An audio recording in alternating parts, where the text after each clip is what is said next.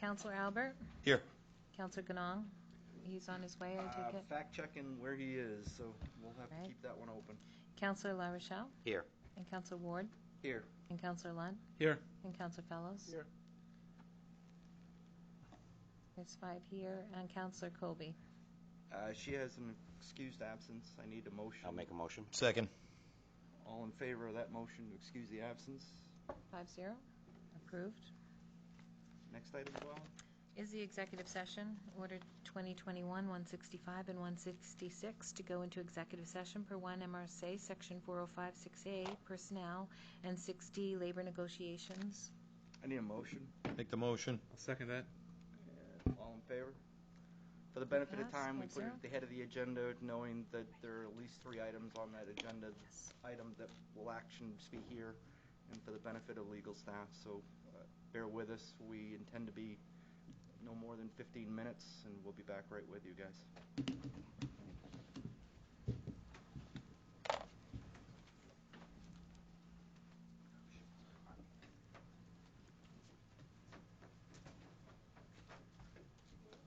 The background. It must come from that All right, thing Red outside. Dot is back. Yeah. We're back. All right. Back to you, Twyla. All right, so the next item on the agenda is good news and recognition. Anybody got anything that they would like to share that's not been presented since last meeting? I do. We don't have executive. No. Yes, please. The mill rate went down 1 mil. We just did taxes. The tax bills are in the mail, and we were able to reduce it by 1 whole mill rate. I'm happy about that. That's great. People say the taxes Just- never go down, but they do. And to save on some phone calls, we had a little glitch when we sent the bills out this year, and we missed a couple of check boxes. So the homestead exemption and the veterans exemption, it's all under other. It's not in, it doesn't separate it out, but everybody did get their exemptions, but it's just in a wrong category this year. Anybody in the audience? Good news recognition? I got one. Yep. Just a recognition. I'd just like to recognize all those who have been working tirelessly to put some events on Sundays and Saturdays in the Moxie Plaza. I think it's been nice to see activity and buzz down that way. So just hats off to those folks. Thank you. Hearing nothing else, Twyla, moving right along. Okay, next item is the public hearings. So once the chair opens the public hearing, those present who wish to speak can approach the lectern to address the council and use the microphone and state your name for the record. The first public hearing is for the Positive Change Lisbon mass gathering permit. I'll open the public hearing. Anybody wishing to speak on behalf of this item, come down. Please state your name and where you're from. Seeing no movement in the room, I'm closing the public hearing. Moving on. Next is the public hearing for Chapter 70 zoning, Article 8, the proposed ground-mounted solar energy system ordinance. Again, I'll open the public hearing. Anybody wishing to speak? Seeing none, closing that public hearing. Moving on. Next is the Chapter 10 businesses public hearing for the proposed ordinance for adult use marijuana establishments.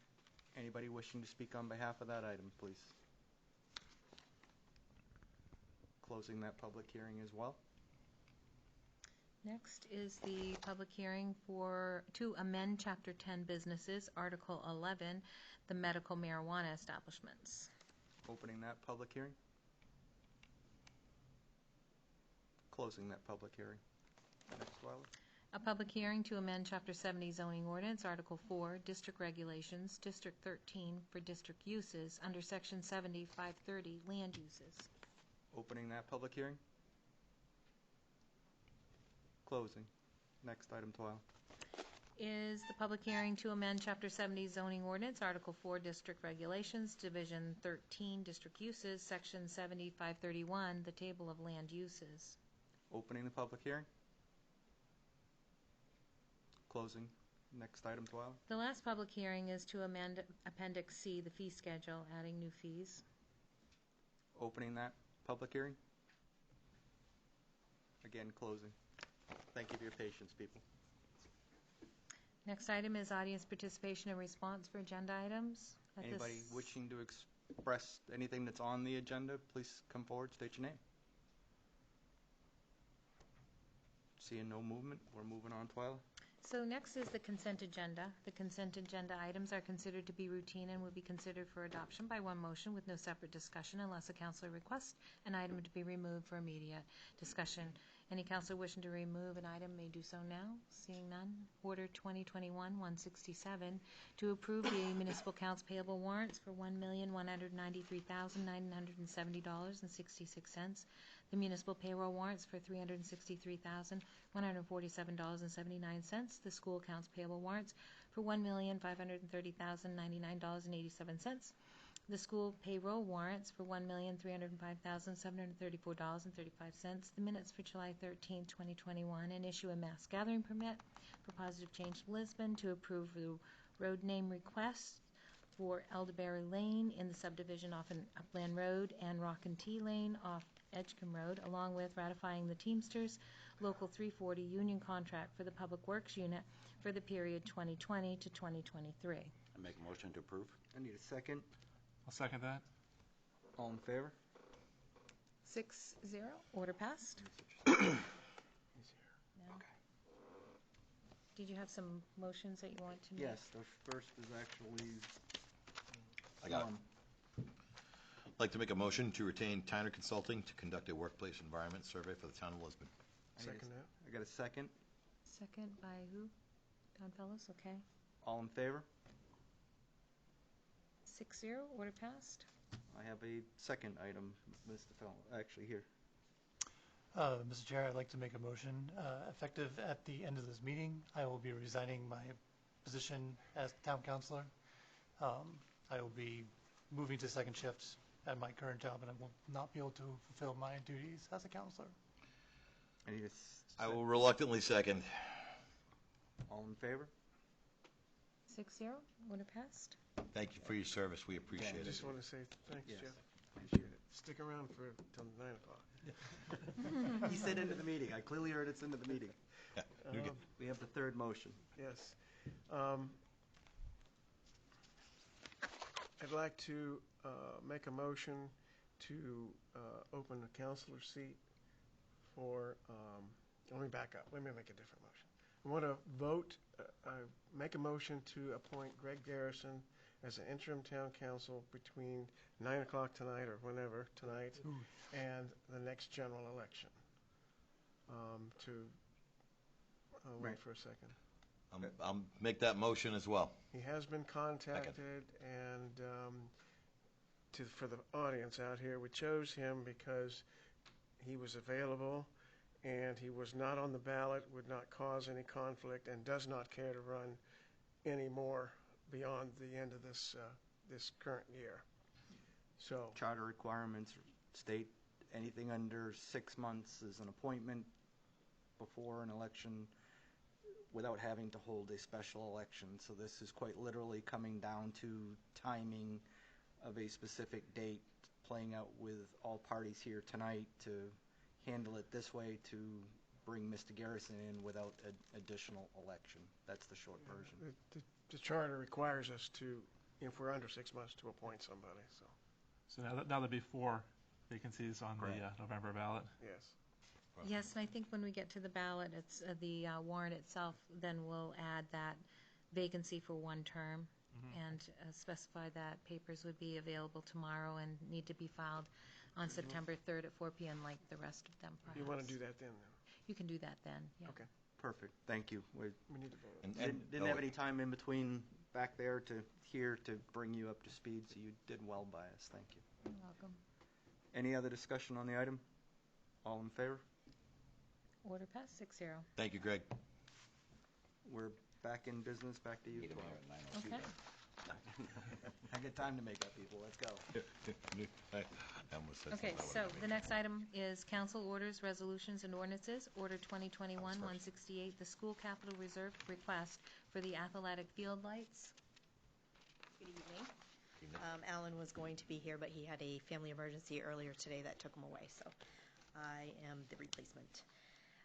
So you all received, Superintendent Green had requested to be on the agenda for the use of the capital reserve and handed over documents as to what that entailed. It would be the remaining balance to finish and turn on the lights. The estimate was given, the CMP costs are close to $30,000. Materials are $27,160, bringing it just under the $57,000 mark to finish and get those lights turned on. So we are requesting, it did go through the proper channels, to the Facilities Committee. They recommended it moved on to the School Committee. School Committee voted a 4-0 vote to ask the Town Council to be able to use our capital reserve funds that currently have a balance of $82,000 in it to finish the final phase of that project. I'll make the motion for discussion. I'll second. Who's got the question then? Somebody must have one. No, I just threw it out there. I know that. A question on timing, just like anything else. How soon? In speaking with Mr. Kelly, the scheduling gets planned out of Portland, which is a little bit of a stretch of, being able to see if, Brunswick would be able to slip it in sooner, but everything comes out of Portland because it's a 3-phase project.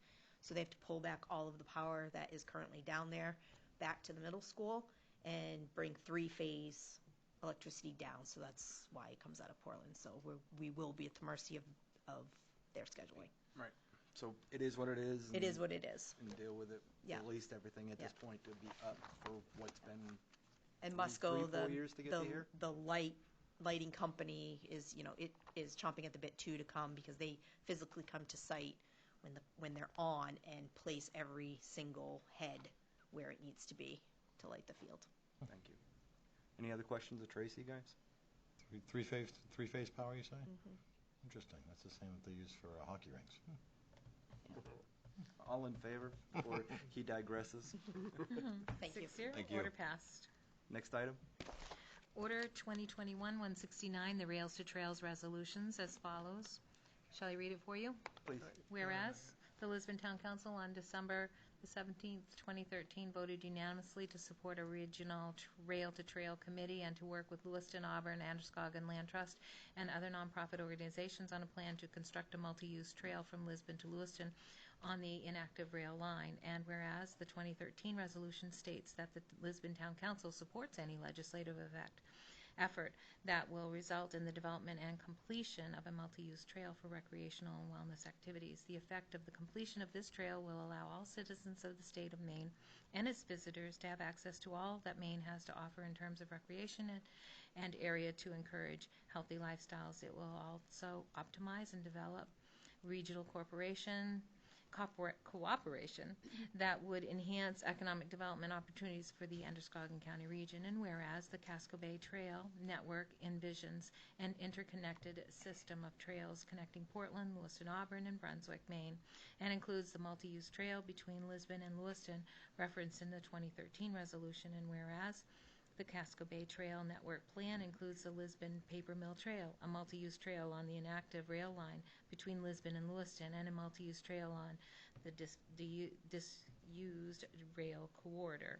Hereinafter, Casco Bay and Royal River SLA corridor from Portland to Falmouth, Cumberland, Yarmouth, North Yarmouth, Pownell, New Gloucester, and Auburn, currently known as the St. Lawrence and Atlantic Rail Corridor, that was acquired by the state of Maine in 2007 and 2010.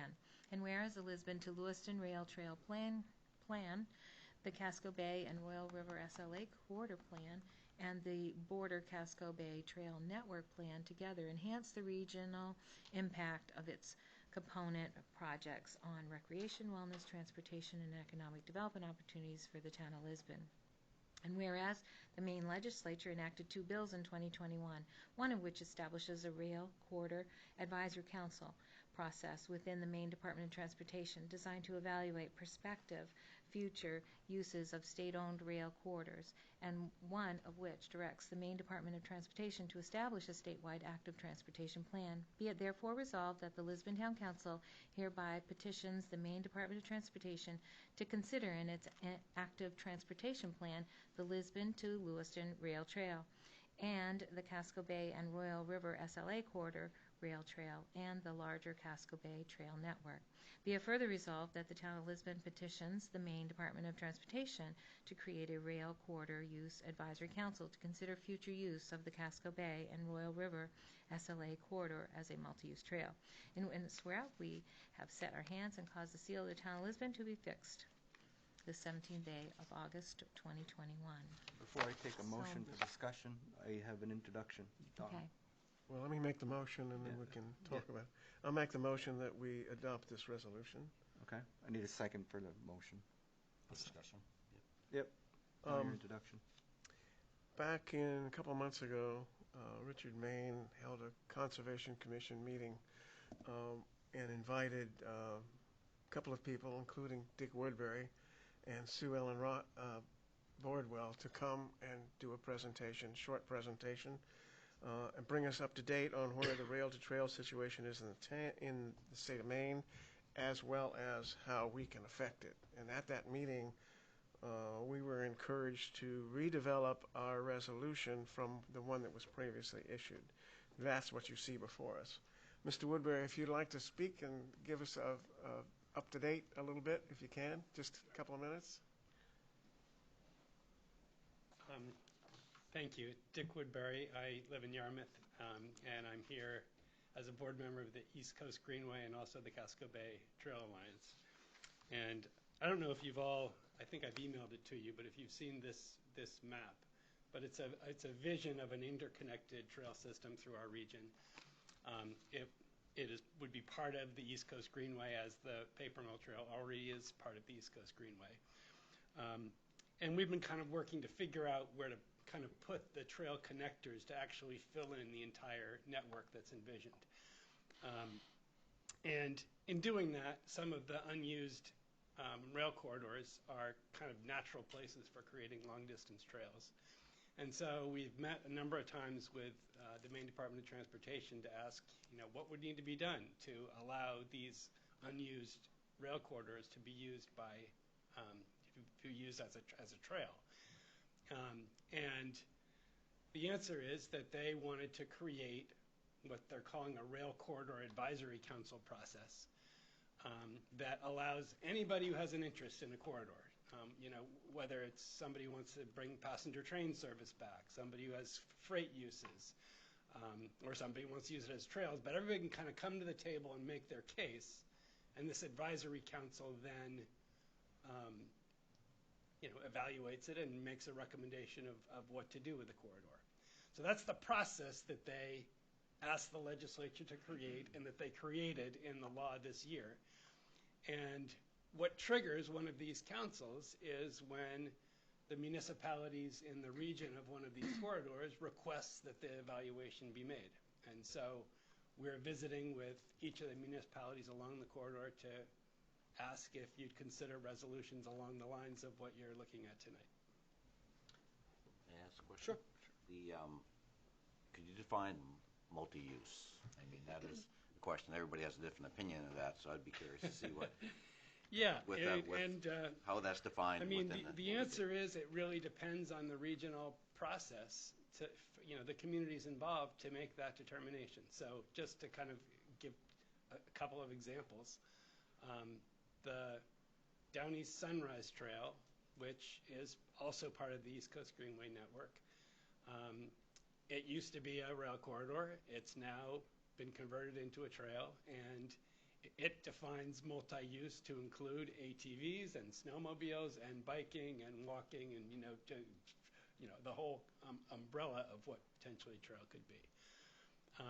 Another example is the Eastern Trail that goes from South Portland southward all the way down to Kennebunk so far, though they're working to expand that. That one does not allow any motorized uses. And then I think there's a version that's envisioned in some communities that may allow snowmobiles but not ATVs. But this would be a first step in kind of the process of evaluating what exactly multiple use would be for any particular corridor that goes through the process. And that's, communities can kind of express their priorities based on what they think is the best interest of the people who live there. So I guess the next question I would have is who would represent our community as far as for the idea of what the community or the access would be for it? I mean, is there already a set group, or because I know like on the Greenway, I mean that's actually part of our walking trail which doesn't allow ATVs. But Right. I would assume that this, if you're talking just railway, that would be a totally different use structure. But again, I'm just curious that as we're talking about it now, we make sure we have the right players to represent all the different entities in our community that may have a want. So this first step in the process, and I again, kind of this is early in the process to even kind of have the Department of Transportation evaluate what alternative uses could be. But the statute that was created by the legislature this session allows the Commissioner of Transportation to invite at least 9 and no more than 15 persons to serve on a council, and then it lists some criteria for people who would be appointed to it. And I'm just going to skim this quickly just to see what it suggests about within the communities. A lot of statewide groups. And you'd have to go One or through more municipal officials or staff from municipalities located on the rail corridor. So, it's pretty open, I guess, is the answer. The way you described it early on here was that in order to kick that review process off, Yep. the municipality has to be the one that makes the request. If I heard one that or more right. municipalities, in the region of a corridor. So just And- as I kind of walk Yep. this through, what the ask is tonight then, with the proclamation, is to basically, we're the ones that you're asking us as a municipality to float that up so that this group can be convened and then make a determination on those currently dormant rail to determine what type of use it could be, or their recommendation for that. And that way we get all those players that you just listed there together to talk about that. So the recommendation would come from that group saying, ideally, this should be a multi-use, or based off where it is and what it's currently being used as, taking feedback and consideration from those who may be using it in one way or another. They could all then come together and voice their, like you said, each group could bring what they have to the table, and then the final determination or recommendation back to us would come from that committee saying, after we met with all these people, this is what this looks like. I know I simplified it there, but that's what I want to make sure I'm hearing that.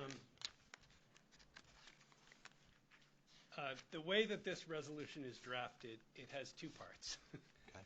One part is actually, the state also has been directed to do an active transportation plan. And the active transportation plan is looking at this whole map of interconnected trails and saying, we would like you in your active transportation plan to consider this, vision as part of your process. That's one of the pieces of the resolution. The other relates actually to this St. Lawrence and Atlantic, which is a state-owned rail line that's not used by trains. And Lisbon is not directly on that particular rail line.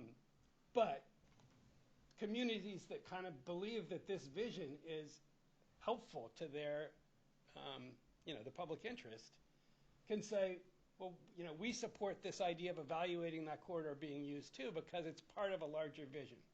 That's the second piece of what you're being asked to do. So, for example, Yarmouth and Falmouth have already passed resolutions of support. They're right on the corridor. Freeport passed a resolution of support. They're not right on the corridor, but they think that having that corridor as a trail enhances this regional idea. So that's kind of the way that the resolution was drafted for your consideration. And the communities on either side of us, Thompson and Lawson, have they adopted or actually in the works of adopting? Do you know? I'm just curious because we're only as good as the people around us, right? In the sense of connecting. I believe Lewiston is or is about to. We've definitely sent the background materials to all of the communities. There's 13 around sort of this whole loop, and we're working through it. So that's not a yes at this point, right? The answer is no. We haven't gotten as far as we are here tonight with either of your abutting communities. Okay. May I have a couple more questions? So if the abutting communities don't actually participate, is there still a sense that we would actually still be allowed to do our community as far as a rail trail? I mean, does this have to be a whole package, or it can be just partial package? I mean, when this comes through, I mean, or is that yet to be seen when this group meets? Well, technically, these advisory councils are entirely at the discretion of the Commissioner of Transportation. So, so he'll make an assessment, based on whatever we manage to send. And I would imagine for this particular Rail Corridor Advisory Council, it's the communities that the corridor goes straight through that are going to be more influential than the Outside ones. than the outside ones. But I do think that the weight of the vision, and frankly the growing interest in just trail networks, in the past couple of years, makes the idea of a larger interconnected system one that is appealing to a lot of people. So One last question. Sure.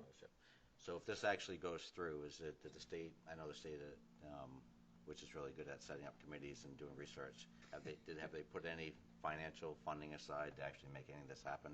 Would it be funded through the state to actually make these conversions from rail to trail, or is that part of a local funding process? So let me try to answer the multiple pieces of that. The advisory council process, when the bill passed the legislature, had no fiscal impact. I think they planned to conduct these things with just internal Volunteers. whatever. Yeah. Yeah, basically.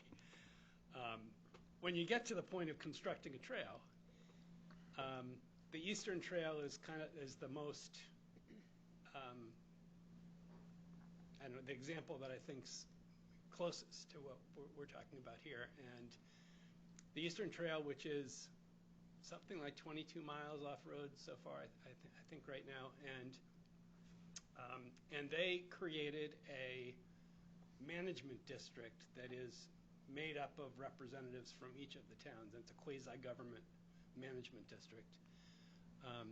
And the process of actually paying for these things to get built has been one where the state, the Department of Transportation, has wanted to see a clear local commitment to the projects, and that local commitment can look like contributions from municipalities along the corridor.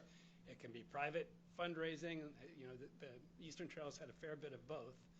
But once sort of that buy-in and clear skin in the game aspect has been demonstrated, the state has often paid for as much as 80% of the cost using federal and state transportation funds.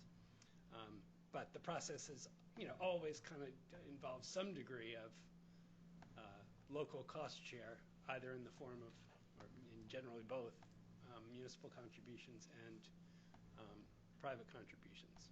And my sense of this region is that a fair amount of private fundraising could be accomplished to meet those needs. I'm all done. Thank you. Mr. Quaid, checklist. Any other, I see at least a couple other people, questions from the audience for either Mr. Woodbury or anything you'd like to add from anybody? Either one? If you do, please come up, state your demands. No, you come up, you play by our rules. Play by the rules. You know it's rough sitting in this seat. Roger Bickford. Sounds good. I have a lot of questions, but I'm going to go through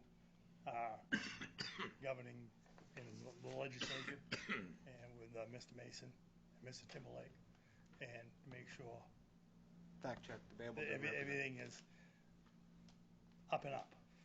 Appreciate it.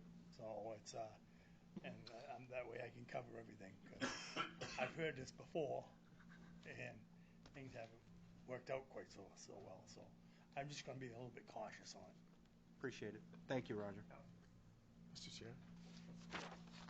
What part of not said is that there's more development possibilities coming down the road with the railroads and the lack of railroad. but none of that is final yet either, and probably won't be until next spring or summer. I don't want to steal what you were going to say, but State your Good name. evening, Richard Main.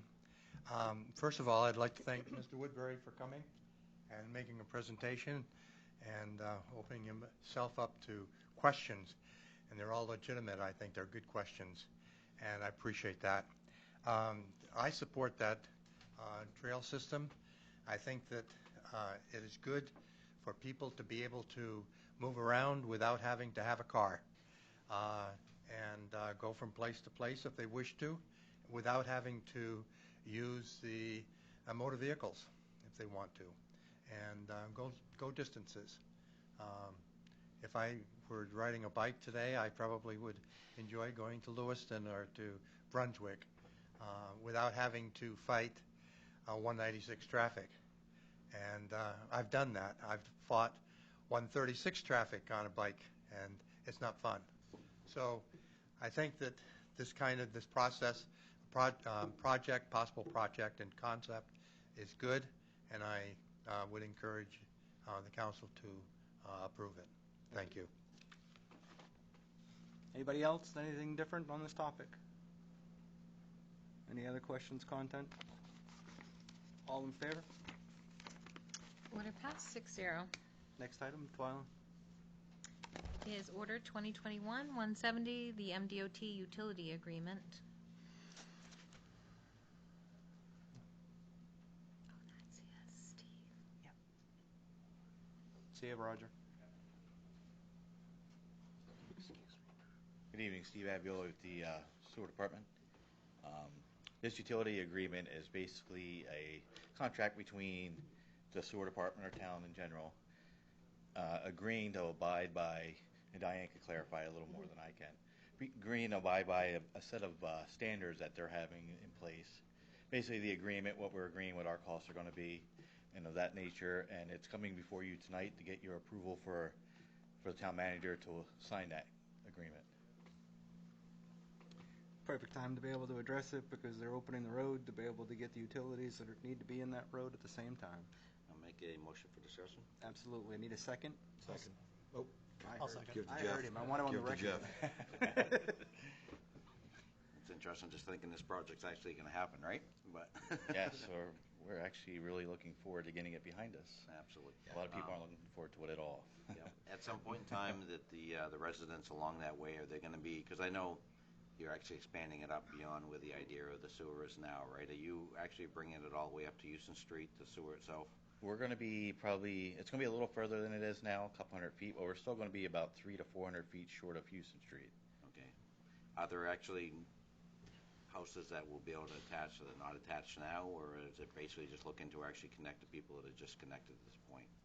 I think it may benefit about maybe 4 residents. Maybe 4 residents. And whereabouts does it stop now? Is it Just beyond Sparsam Street. just beyond Sparsam? Yes. And it's going to go up another couple hundred feet?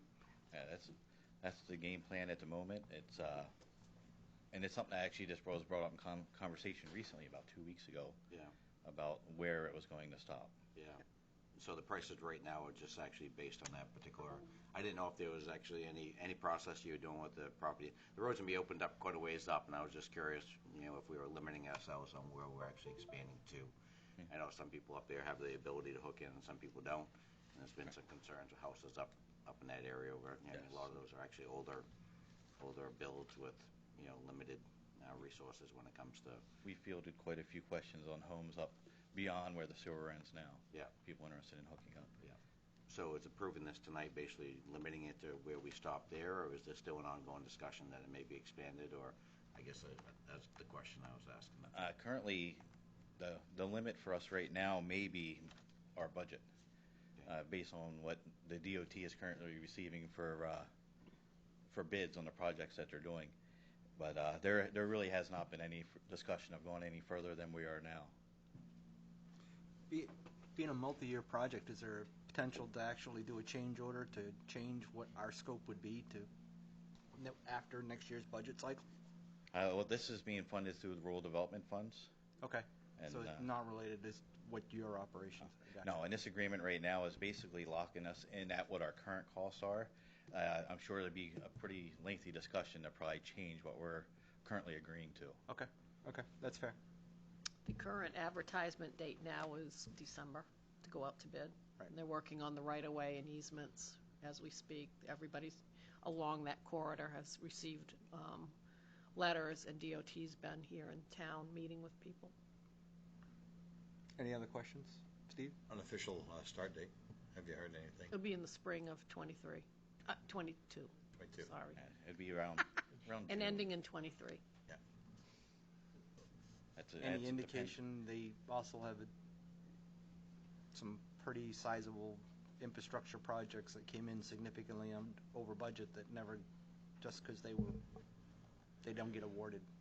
Yes, they've been seeing some projects coming in about 50% over what their expectations were. Right. And I think the timing of when those bids were being put out also affected that. Hopefully Agreed. this happening early winter, essentially, will be of benefit to everyone. It is what it is. At least the best of intentions are made, and we're closer than we've been in 12, 14 years. Yeah, maybe. Might get to this point before. Might get there. Yeah. In the on-deck circle. All right, no other discussion, all in favor? Order passed 6-0. Thank you, Steve. Next item, Twyla? Order 2021-171 to award the bid for the Public Works excavator. Evening, everyone. Randy Sear, Public Works Director. It's my recommendation that we give the bid to Whited Equipment for Hyundai for $95,485. It was not the lowest bid by about $80, but the other company, which is Sani, nearest dealership is in Massachusetts. So for us to have a dealership in a place where we could actually have our repairs done, being in Auburn, for the cost of like $80 difference, I'm saying that I would request that we award the bid to Whited Equipment. I'll make a motion for discussion. Second. What I would also offer with that is looking at the low bid from Aherney is their submitted proposal actually didn't meet our requirement with 14 different items. Correct. The next lowest bid that Randy has recommended actually only had one exception, which was the hydraulic adjustable track. That's the one thing that didn't meet our bid specification, so it meets the criteria for low responsive bidder associated with the criteria that we set. So I recommend that we support this. Any questions, Randy? What's the time frame? I mean, is it something that's readily available, or is it something that... That machine's due here. They have like 4 of them coming in. If we tell them that we got awarded one, I think there's only one left. Should be late September, early October when they arrive. For equipment, that's great. Life cycle. 2021. That's who's running it. Correct, yeah. 6 months, Is say it 6 on, years? Is on it- average with a relatively well-seasoned person in the If seat. it's well maintained and everything, 20 plus. I mean, you'll have your wear parts, like your tracks and stuff like that, and your buckets and your wear items, but sprockets and idlers and all that good stuff. But for the most part, you can be 20 years from now and still have it. Fair enough. Just trying to get a general understanding. I know sometimes we buy equipment. I don't know that we bought. You said, yeah, I know it's Whitehead, but you said Hyundai, and that's the thing. I just want to understand if have we ever had a piece of equipment from these guys before, from this brand before? No, Oh. this is first for the town to even have an excavator. So. Yeah, right. So, okay. For the listening dot, Randy, we covered in the budget. Why don't you give us 2 seconds of justification for why we're actually moving towards an excavator versus the typical bucket loaders? One of the biggest things for me is being part of the MS4 program, where we have to maintain our ditches.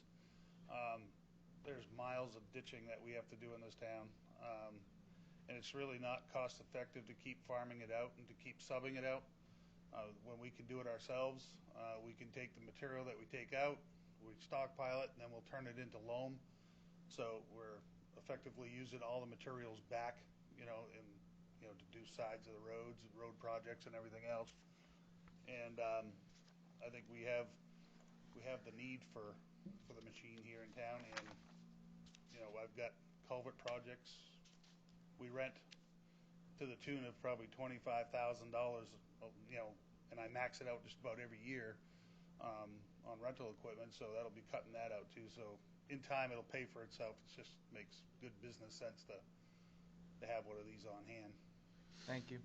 This was Randy's shopping list was a 10-wheel dump a couple years ago, and this was the next item in his list to be able to shift our operations, but whether they be winter or ditching in a different direction, to be able to better administer. So it met with council support. I thank you for the listening dot and the public here. Yep. Any other questions of Randy? All in favor?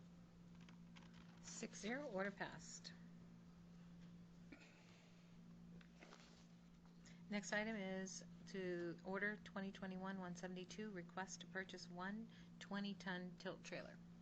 Can we, let's do I'd like to discuss this one because I might have an alternate. Make the motion for discussion session. No, just discussion. No. My motion may be different than what Randy is Oh, I presenting. got you. I thought we had to make the motion. I just wanted to hear him out. Popping, though. Yes, first, okay. Yes. So go ahead, Randy. Tell us how we got to hear on this one. Okay, so in order to get the excavator around town, we need a trailer. We had put it in for a alternate in the bids. Some of the companies had availability for trailers, some didn't. Some of the other companies that were higher with the bid spec on the excavator actually had trailers available in the tune of $24,900, which is pretty reasonable for a 20-ton trailer, which is a tandem axle, power ramps, air brake, electric lighting, LED lighting, anti-lock brakes, what have you. I've been getting quotes in the tune of $38,000 to $42,000, but they're 6 to 8 months out, so that really doesn't do any good for me at all. There's a company that can get me a trailer brand new from the date of ordering it to the shipping it here, 8-week build, which is just about when the machine will be in. One dealer said they can get me one, but I'm not sure if they'll sell me just that. I put a call into the salesman. He hasn't called me back yet. So, but the need for the trailer is to get the excavator around that you just approved. So, Randy, the CAT, was it? No, which one was it? There was a 24.9. 24.9 is through Milton Cat. Milton Cat. That's the call that you're waiting to hear whether Yes. he'll sell us a trailer? Yeah, I'm waiting to hear back from And Brian he was Davis. the one of 2 bids that actually responded to our request for RFP, correct? That's correct. In Randy's original recommendation for the prior item, he specifically referenced putting this back out to bid, but he's making the request because you can't move an excavator around without the access of a trailer, as he's demonstrating. My recommendation would be to award this to Milton for 24.9 because they met the RFP versus wasting the delay in time if they have that trailer and they're willing to sell it to us. That is my recommendation, because I don't want to put our public works director in a position of actually going out for quotes. Quotes is not following our purchasing policy, which requires formalized bid. He met the criteria that we asked for. My recommendation would be to award this bid to Milton Cat for 24.9 if they're able to sell us this trailer. I need a second. I'll second that. Yeah, my opinion on that is that we were so under already on what we were paying for the excavator. I mean, that the extra $900 to me wouldn't be a deal breaker. I think if you think of it all as one project, it's under what we had budgeted. So I would certainly support getting the trailer so we don't have an excavator sitting there we can't move around. Exactly. But we don't know if that trailer's If it's available, but I think we should authorize him to get it if he can, and if he can't. Well, I was looking at the content associated with this. It said it was available, but it was. If it's not, then you guess you have If to it's look available further, but- now, the fact is it's in the same time period that Randy needs If for you get when it. the excavator is there. I just hope it's not one of those things where it was available as a package deal. Right, if you have to buy the together, but. Or if it was. Those Well, to check. you bid two different items with no understanding that it's going to be a package awarded to one. You True. bid item one, item two. That's correct. In that regard, so that playing in this kind of environment, they understand you're going to pick the groceries.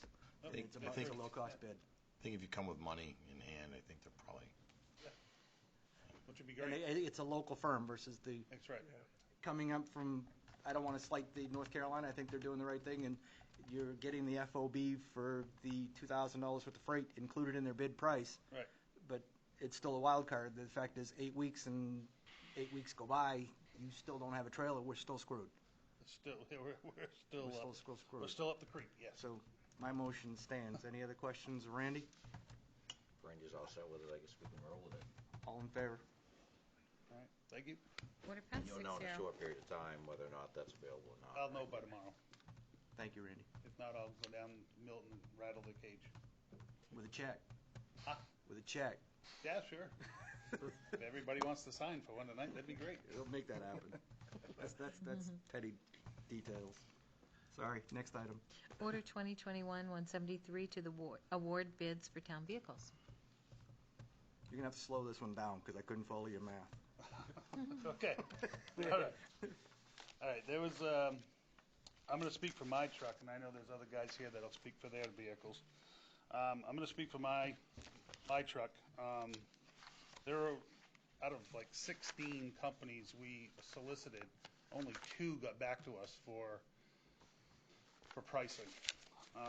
The ending result was Emerson Chevrolet came in the cheapest. My truck would be a Chevy 3500. The cabin chassis alone was $32,241. And that's a 1-ton single wheel. The extras were the plow, 9.5-foot V plow, the Napheed body. Now, the difference between this body and the one that Steve put in for, I have mine suited for a crane on the passenger side, so it's more expensive because it has to be reinforced in the last compartment for a 5,000-pound crane. Now, what that crane is going to be for is, in the wintertime, when we take a wing out, it's usually sometimes laying underneath the truck, and my guys are out there. We either have to get the loader from the transfer station or the backhoe to come out, pick the wing up, set it back in place so we can either put a new pin, new push arm, or whatever. This will alleviate that so the mechanic and the driver can do it themselves with this truck. This truck will get on scene. They'll have the parts in the service body. They'll bring the crane out, pick the wing back up, set it in place with a couple bars, and done. So it alleviates that third person having to come out. I'm already stressed for staff as it is. So to pull somebody off their route, hey, can you go get the loader? Can you give this guy a hand? He dropped his wing. Usually it was on the WAG road, but that road being paved, thank God, it'll probably alleviate some of that pressure there. But it just makes more sense with the limited staff that my mechanic can do it all himself with the driver, assisting him. How much time do you save?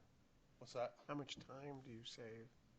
The time? It's one body and the time. Then what breaks? Well, it's not so much time, but if if transfer station's going and I have to get, for one, I don't have the bodies to even come out there and help them. Right. Because mechanics will put a bunch of tools inside the loader and go out, and then they'll have to radio, hey, I don't have this, or I need this, or I need that. Now they got to call somebody else to go and bring stuff, where the truck's going to have everything, and the crane was just an added. And the other thing too is when we're popping like catch basins and stuff, we usually do it all by hand or put it, in the bucket of the tractor. We can just pop them off now. I think Steve, you have a crane on yours, don't you? You had one? No, never. Not on the picket. Yeah, I think the water department had one at one time. So anyway, and the other thing too is probably a little less back injuries.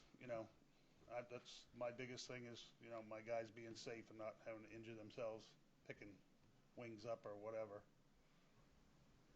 The difference between the two bids that you're seeing here one from Emerson and the second from Bessie, is Bessie priced all of his in the cost of the truck. Emerson's actually did the extras to get to the same place, so that's the difference between the 59 and the 63. I just needed to hear the justification again for the listening dot. The fact is, I don't remember anything about a crane, but I remember specifically the truck with the service body to be able to address it. The service body having the crane in it is a key component, so thank you for talking that out. Yep, and that was kind of an afterthought on my part. Once I started looking into them and I started seeing the bodies come through in the brochures, and I was like, man, that crane would really make a good ad. You know what I mean? So then I got into the whole specifics of the ordering of the body and the reinforcement in that last compartment and how they make the body. It was like, boy, it's going to be pushing the limit, but. Yeah, and then given pricing and equipment cost in the last year, there's two criteria. One is cost and second is delivery. I'm not surprised associated with that. So we allocated, what again? I know this one's upside down on funding. This one's upside down because I had $50,000. Right. So the $9,000 could easily be eaten up by adding that crane and support in that box. Is Oh, what I'm absolutely. hearing. Yeah. And you have that overage from the original 20-ton trailer. That's correct. In excavator. What was that funding overage for the listening dot? The excavator, the trailer, and the truck, when my budget, the excavator was 111, the trailer at 24, and the truck at 50, which gave me a total of 185. And with the new truck being 59, 121.46, the excavator being 95, 485, and the trailer being 24.9, puts me at 179, 506.46. So I'm still behind, about, just a little over 6,000. Okay, so we're still short $6,000. Yep. Where do you intend to actually make up that money? No, we're not. We're over. No, we're not sure. I'm under. Under. You said short. 79. I was following your math, but you clearly said short. I come short. I come you're short of the you're large under. number. You're within the house budget. Is the point? I am. I'm under you're by within the house 6,000. budget. Yes. All right, that's the point that I thought we were going to make here, and then you lost me on that last statement. All right. Do we want to take them all independent, or do we want to? I would say we stay, just kind of go one at a time, and that way they would Okay, just roll. but that we're clear on the first. Are there any questions on the first truck? I will, if I may. If you were looking at just chassis to chassis without special equipment, how close were they? I mean, it was hard to tell where the layout, because one actually had it included. That's where I lost the map. I think the Dodge and the Chevy, the Dodge, they cannot give the municipal buying like we got on the last one. Yep. They've cut that out. That's what Dodge said. He says, I won't even be a player anymore because they've cut that municipal buying out. All incentives, because I don't want to shoot Bessie in the foot, but Emerson crushed 3 local bids to the tune of $4,000 a unit just on the vehicle. Yeah.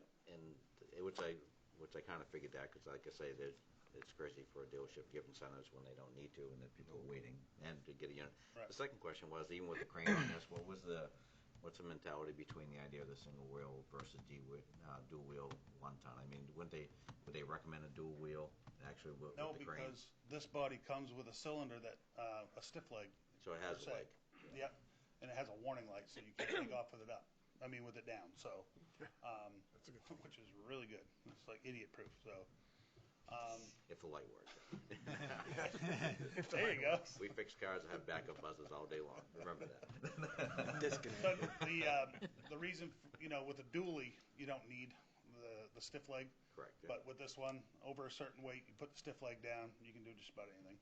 Yeah. Yeah. So that's the added, some I of was the just kind added of curious, cost. because most utility bodies stay for that are really based for a dual wheel truck versus That's single correct. wheel. But this is a single wheel based utility body with a leg. Yep. Yep. No, Because that's actually a plow truck too. It's one of our plow trucks. So I didn't want to put a dually because we have a hard enough time getting a regular truck through a space, let alone a dually. So, yeah. I'm thinking outside the box 24/7. Any other questions on this vehicle? I'm all good. We do not have a motion on the table. I'll entertain a motion. I make that motion. Which is? To approve it. To award The Chevy. the vehicle as spec To Emerson Pat, at yes. 59-121-46. Okay. I need a second. I'll second that. Quite, Is there, what's availability on that? We Is get that away something with that they? anything. no. Are they gonna deliver? Want to Yeah. protect his interest. Huh? We're protecting your interest, so I want to be quite literal, so. 59-121-46. I'm not sure what the build is yet. I was waiting to even talk that with the salesman until this happened. But the last truck was, I think, around 4 months. Because Chrysler's not even offering anything to after the first year at this point for build stuff. So, Scott actually says 10 to 12 weeks, one GM accepts. So we're talking 3 to 4 January. months. January anyways. So I'm going to ask a very unpopular question. Why now then? If we know we're not going to get it till next year, would we be in a better spot to look at trying to go in next spring? Can we get through this? I mean, is there a need? Is this? I mean, Absolutely. Because what we're doing is we're taking the mechanic's truck that we have now and putting it up in the transfer station. Because the transfer station, they've been running that truck, it's unregistered and uninspected. That was the So justification. now I ink-snade that, Yeah. so they can't even use the truck because it won't pass for a sticker. So if that truck was to ever get an offender bender up there, who's at fault? We are. Right. So that truck pulls out of service, they're gonna get this truck, which we're gonna get painted, colored the same, and that's gonna be the transfer station's truck with a plow. So I'm getting the best of both worlds. They're getting a truck, we're getting a new truck, and everybody's gonna be happy. Marcel will stop using his truck, his car, and billing us for, Am I going to hold you to everybody being happy? Because I don't believe no, that.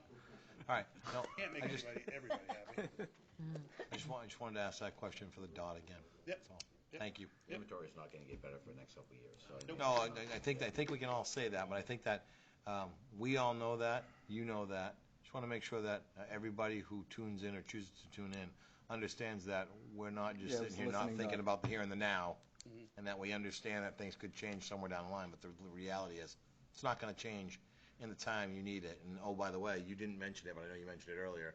It still doesn't keep the folks who are doing the job right now safe with taking the wings off and doing other work that they're doing right now, manual labor wise. That's right. So, thank you. Yep. All in favor?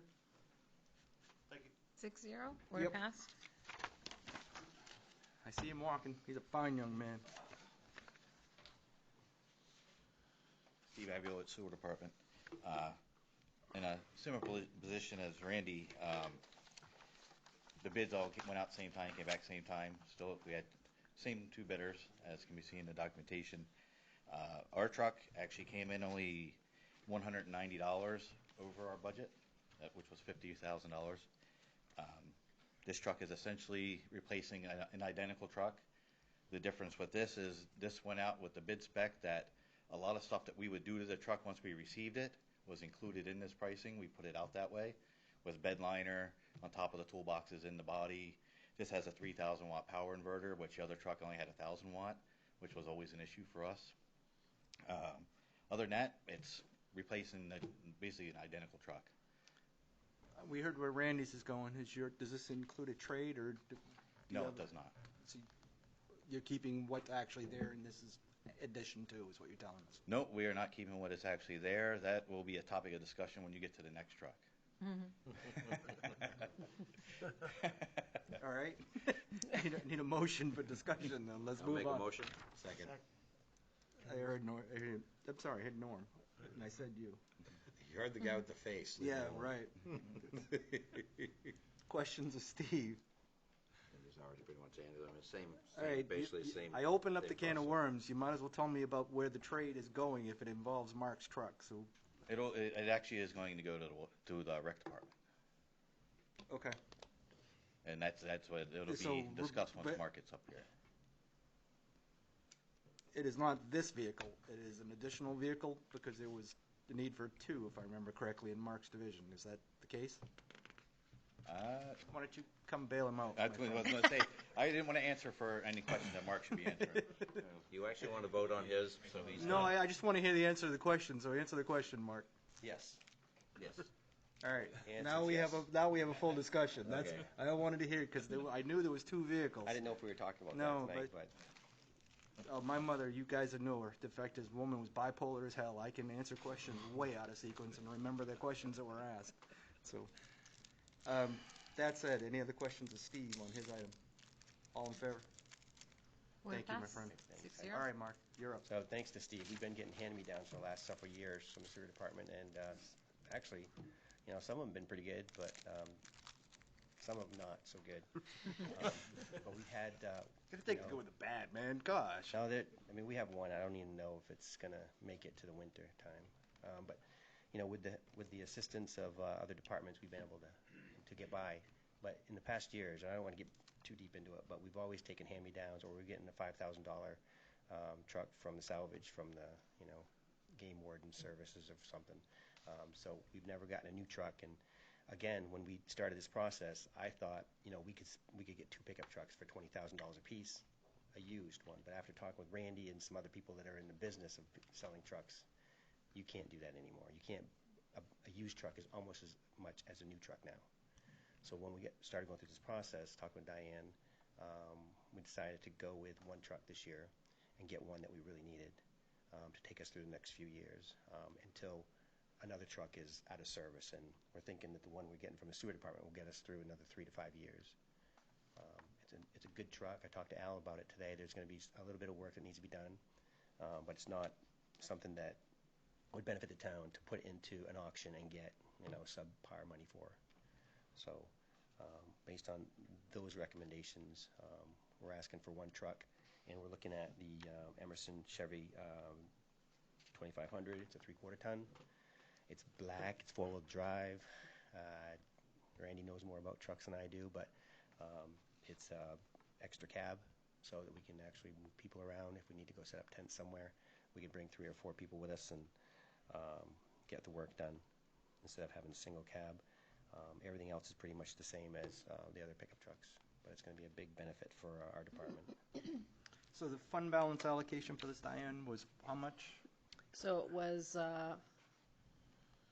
30, and then we had, how much was it? 20 and 20 is 40. 20. We had 15,000 left over from an insurance check as well, so. So technically, this one is still underneath that 20 and 20 rule with the insurance proceeds being included in that discussion. Right. We have a total of 40,000 that we can spend. On two trucks. 2 trucks, yeah. He's asking for 1. 1 truck. But it passes the straight face test because we're actually under the 20,000 that we allocated for each individual truck. Is that the case? We're under the 20? Under the 40. No.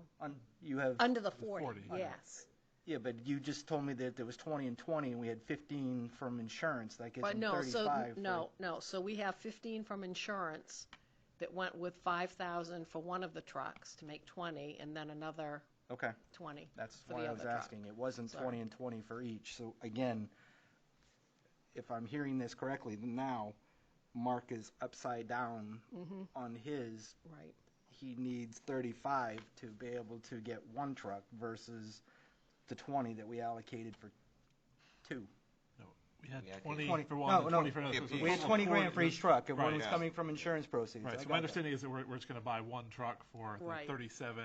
It would fit within that 40,000 instead of buying 2 for 20. It's not possible to do right now. Motion for discussion. Please. I need that motion for a second. I'll second. I got him over here. So the only thing that I'm not hearing is I totally understand the 40 and we're going and reading through the article, the information. I was very concerned about the 1,500, and then when it was actually later on updated to a 3/4 ton, because the price is just, it's not even a factor anymore when it comes to difference. So it's, I don't know why they get so much for half tons, but 3/4 tons is definitely more of a versatile vehicle for plowing, for everything. I think that's a great decision for the $2,300 difference. It wasn't even practical not to go with 3/4 ton. So we have 40, well underneath that, 36 and change, right? Is that what it? 37 and change. 37. Truck coming from not solid waste, but from your department. Is there no cost on that? That's actually just a hand-me-down across. Is that how that's playing out, or is that? Right now, yes. Okay. Right. Is that? What we'll do Does is that does that pass the straight face test where it was sewer rates that actually paid for it going to the general fund. We're gonna take the 2 vehicles that we're gonna get rid of in Mark's department, and then the proceeds from that will go to the sewer department You've to been make made them whole. whole. I just That's wanted, what I was just gonna say. that's for the listening The dot in difference the between corner as well. 40,000 and Yeah. that, I mean, it just, I had that same concern, because that's the only thing that I wasn't hearing in this was, It's fair deal. Yeah. We had that cruiser for, 2 months until it got T-boned, and then we got the insurance in our department, so. Right. I think that's fair for you. Okay, it was less for the people sitting in the room, it was more for somebody that wants to tell us how to do our job, this listening public sitting in the red dot. and may I ask one more question? Yes, sir? please. The truck that you're getting from the other department, is that plow capable, plow Has that to be is set up plowed. for plowing as of right now? Yep. And the one that you can't, you actually getting rid of a plow vehicle right now? I mean, is anything that you're using right now that's actually this replacing? The old silver sewer truck has a plow on it, but that'll be gone. That's probably not even functional now, but the truck that I'm getting will not have a plow on it. So the question is, I mean, you're probably in the same place as Randy, not knowing when that truck's gonna come in, right? Or is, so it could be well after the first of the year, maybe into, are you gonna be all still set with a plow truck? I mean, We'll have one plow truck in inventory right now with the silver truck that's on its last leg. We'll keep that going until we no longer can. I just hear a lot of trucks being decommissioned without replacements in the near future, which actually is always concerning, that's all. Just making sure you got a plan, that's all. I'm sure you do. Lisbon and any other communities in the same boat. If it's going to happen, it's going to happen. It shouldn't impact the award. But Emerson is doing what they can to at least Just honor. lack Yeah, of inventory. exactly. Okay, that's what it comes Yeah. down to. No, please. The truck that Mark was talking about that will be coming off of the road was actually a truck that the sewer department purchased used in 2009 that had a 90-something thousand miles on it when we purchased it. And it went to Mark's department about 4 years ago, I believe.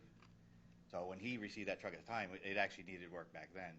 And he's gotten almost 4 years out of it, which is very surprising, in my opinion, because those trucks, they work. They're a tool, and they are used as a tool. And it's not a baby. And that was a DOT truck when we purchased it. Okay. Got our money's worth out of it, is what Yes, you're saying. absolutely. Yeah. I have one question for Mark and one for the council, I guess. The fact is, so if I'm hearing this correctly, then your need for 2 trucks has been met for the short term. For short term. Pending how long he can get out of Steve's replacement, is what I'm hearing. Exactly. So there won't be another $20,000 item coming in next year's budget for an additional truck for these 2, at least. It'll be discussed, but right now I don't think that's going to happen. I think Okay. it'll probably be 2 or 3 years out. All right, then the question I have for the council is everybody's palate okay with that? Because we knew that it was a slippery slope from the 20 grand originally to make it work. Okay. That said, the last question I have is, you don't have anything else in the yard that needs to find a place to go that doesn't need to be in your yard anymore, right? The green The yellow- fire truck and that. Yeah, the that- 1982 the stuff that just Chevy. kind of collects out to Beaver Park that shouldn't. Well, we could use that as a water truck. We just got a new pump for it this Okay. year. So we're going to keep that nostalgic truck, and as long as we can. It's good to go to the gardens and use it for watering and things like that. But everything else is I think the silver truck is going to be the next one that we decommission and auction off. Okay. Everything else is, we did a good job last year cleaning up and getting rid of things that we weren't using anymore. No, the work that you guys have done out there in that parking lot is pretty cool. I mean, it opened that view up quite nice to be able to see the potential associated with that. I just have heard in my tenure some of the criticisms of that truck to still be in our fleet, and I just want to deflect that as much as we can. That's all. So now that we took the trees down, you can see the truck. Is that what you're saying? Right. Yes, that is exactly what I'm saying. You're feeling what I am putting down, my friend. Thank you. Ask Question. One more question. So is the intention of that new truck to be plowed at some point in time, or?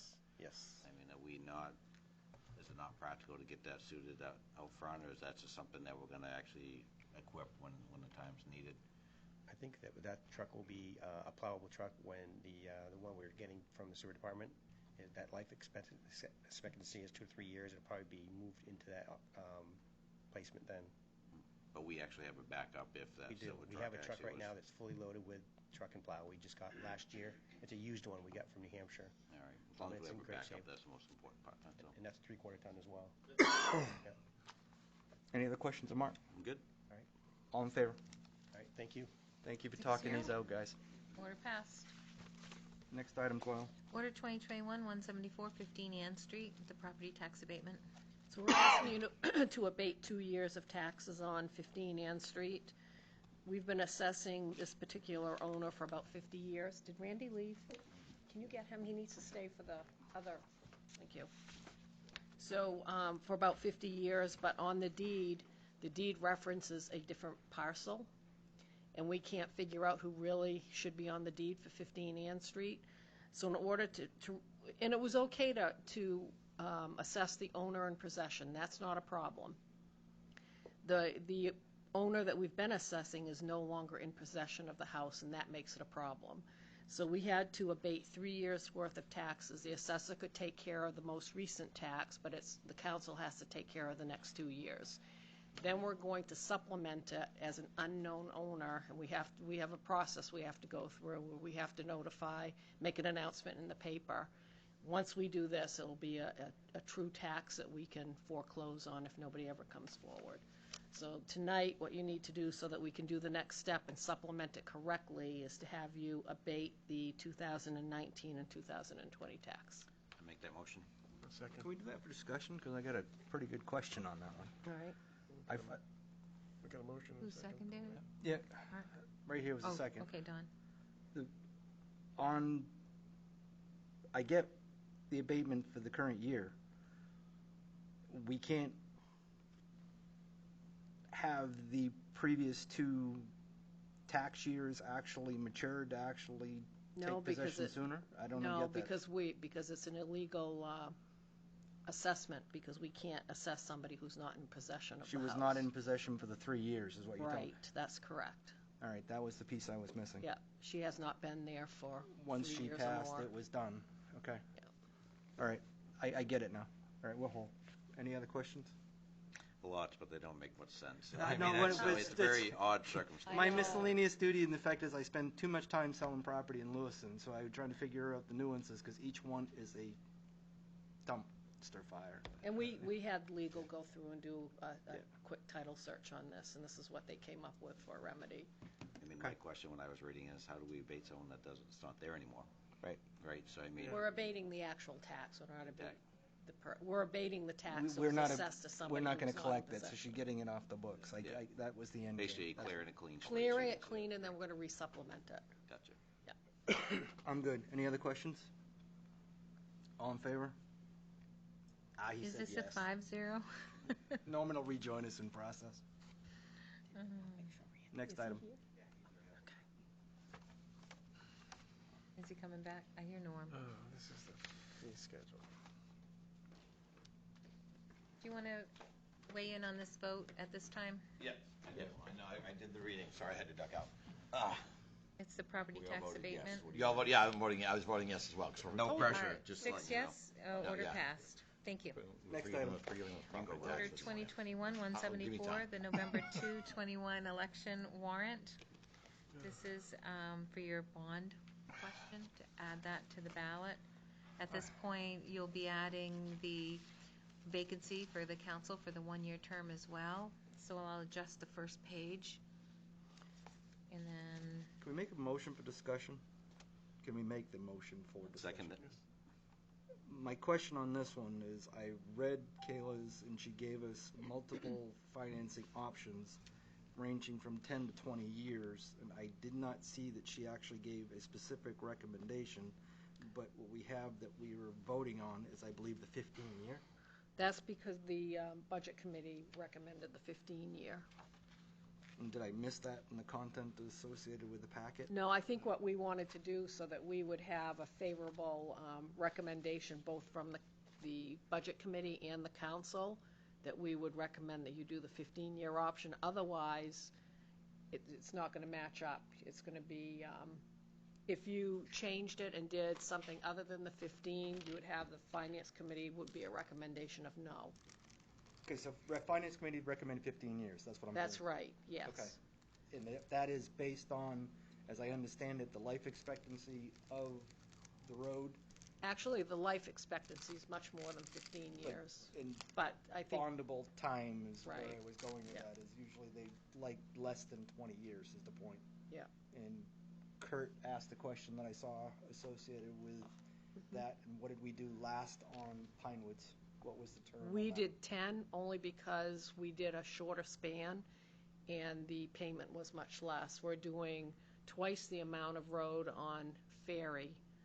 And to do it at 10 years, you're looking at a debt payment over $300,000, $305,000. And I just didn't think that would be But you palatable. have recommendations from the Finance Committee, Yeah. and that's what we're trying to leverage associated Yeah, with that. so That's- to again, it's the compromise, listening instead dot. of doing 20 and not doing 10, 15 is a good compromise. I was just reading Kayla's content associated with that, and she gave us all the criteria, but she didn't settle on The why. recommendation. Oh, Why. yeah, okay. The why was missing. So if you could just reiterate that for her for the future, Yeah, that would be I will. helpful. Any other questions on content? All in favor? Order passed 6-0. Now we need a recommendation on the ballot. So Order 2021-176 is a recommendation, yes or no, from the town council.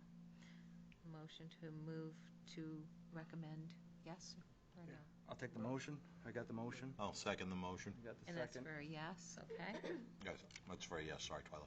Okay. All in favor? Order passed 6-0. Okay, and just to clarify, nomination papers for the one-year seat will be open tomorrow, and they'll be back on September the 3rd at 4 p.m. So the next item is Ordinance 2021-177, the bond ordinance for Ferry Road, and the public hearing. Notice that you set the public hearing on September the 7th. I'll make that motion. Okay. So the ordinance is in front of you. This is its first reading. A roll call vote is required. And then we would go ahead and send the notice to the paper and post it as recommended by bond counsel. Questions on content? Roll call. Okay. See that? I didn't screw that one up. I was channeling Chris again. Counselor Fellows. Yes. Counselor Kobe is not here. Counselor Ganong.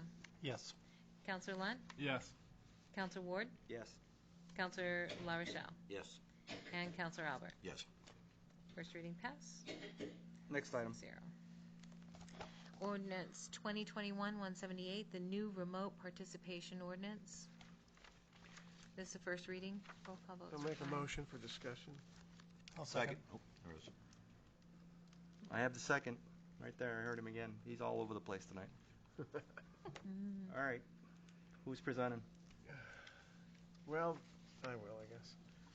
This remote meeting procedure is a policy. It's also an ordinance in our case. Recommended so that we can have the possibility of having remote meetings. The legislature this year passed, primarily because COVID happened, passed an ordinance with a lot of criteria in it, how you could do a remote meeting. And it includes remote meetings for the entire council or for the entire body.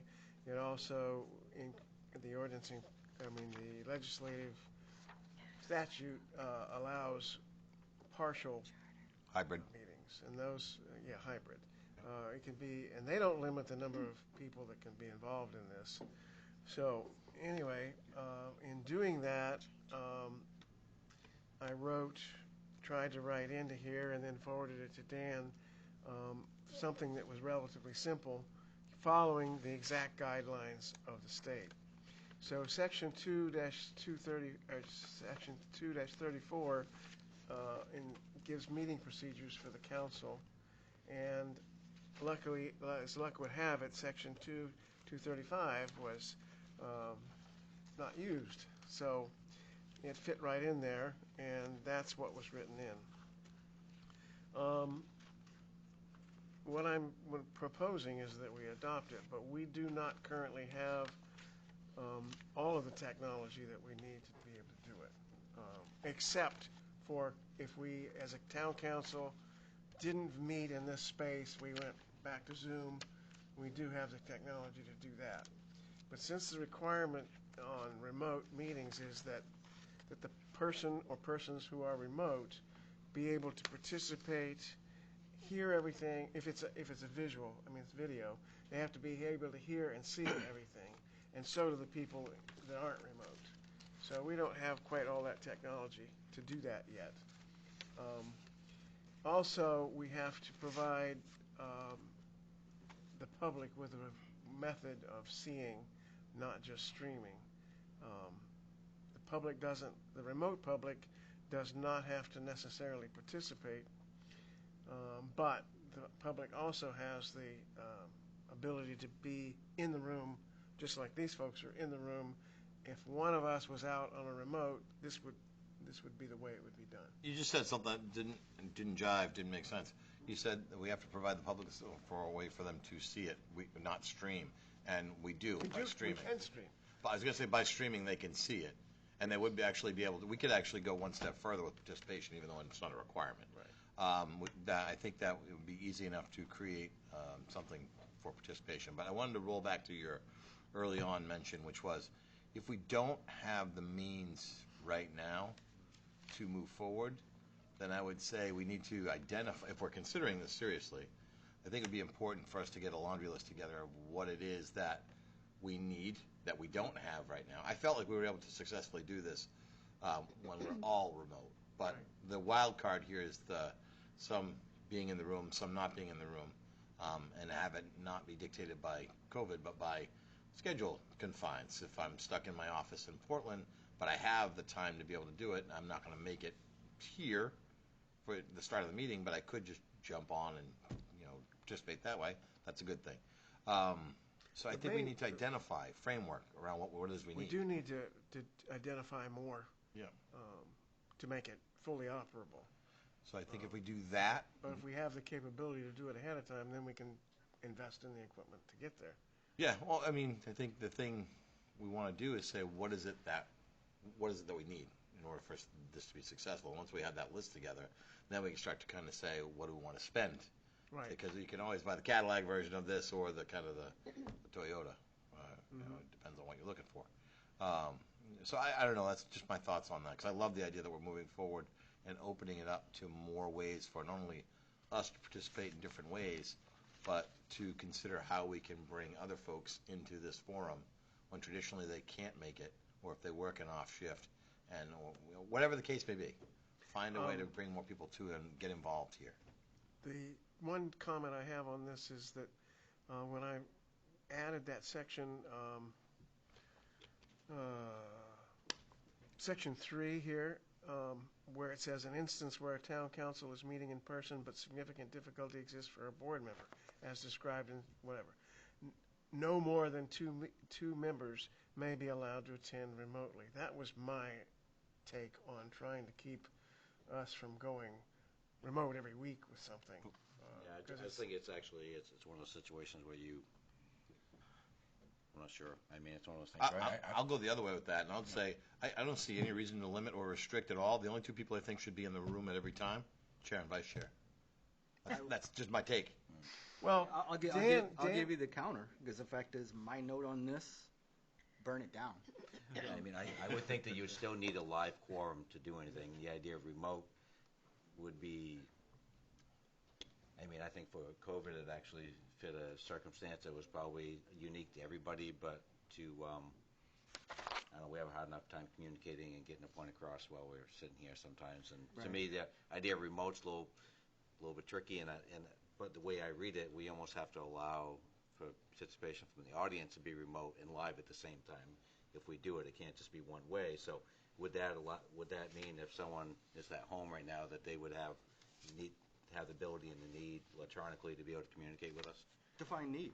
Is it a need or is it a want? If it wasn't want, people wouldn't get the hell out of bed in the morning.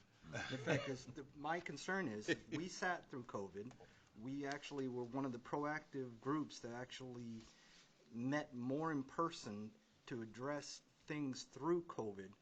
And the intention of everything that Dawn has crafted is intended to be the exception of the rule, not the rule. Right. But we cannot bind the hand of a future council. I'm concerned that once you open that damn door, people don't close it.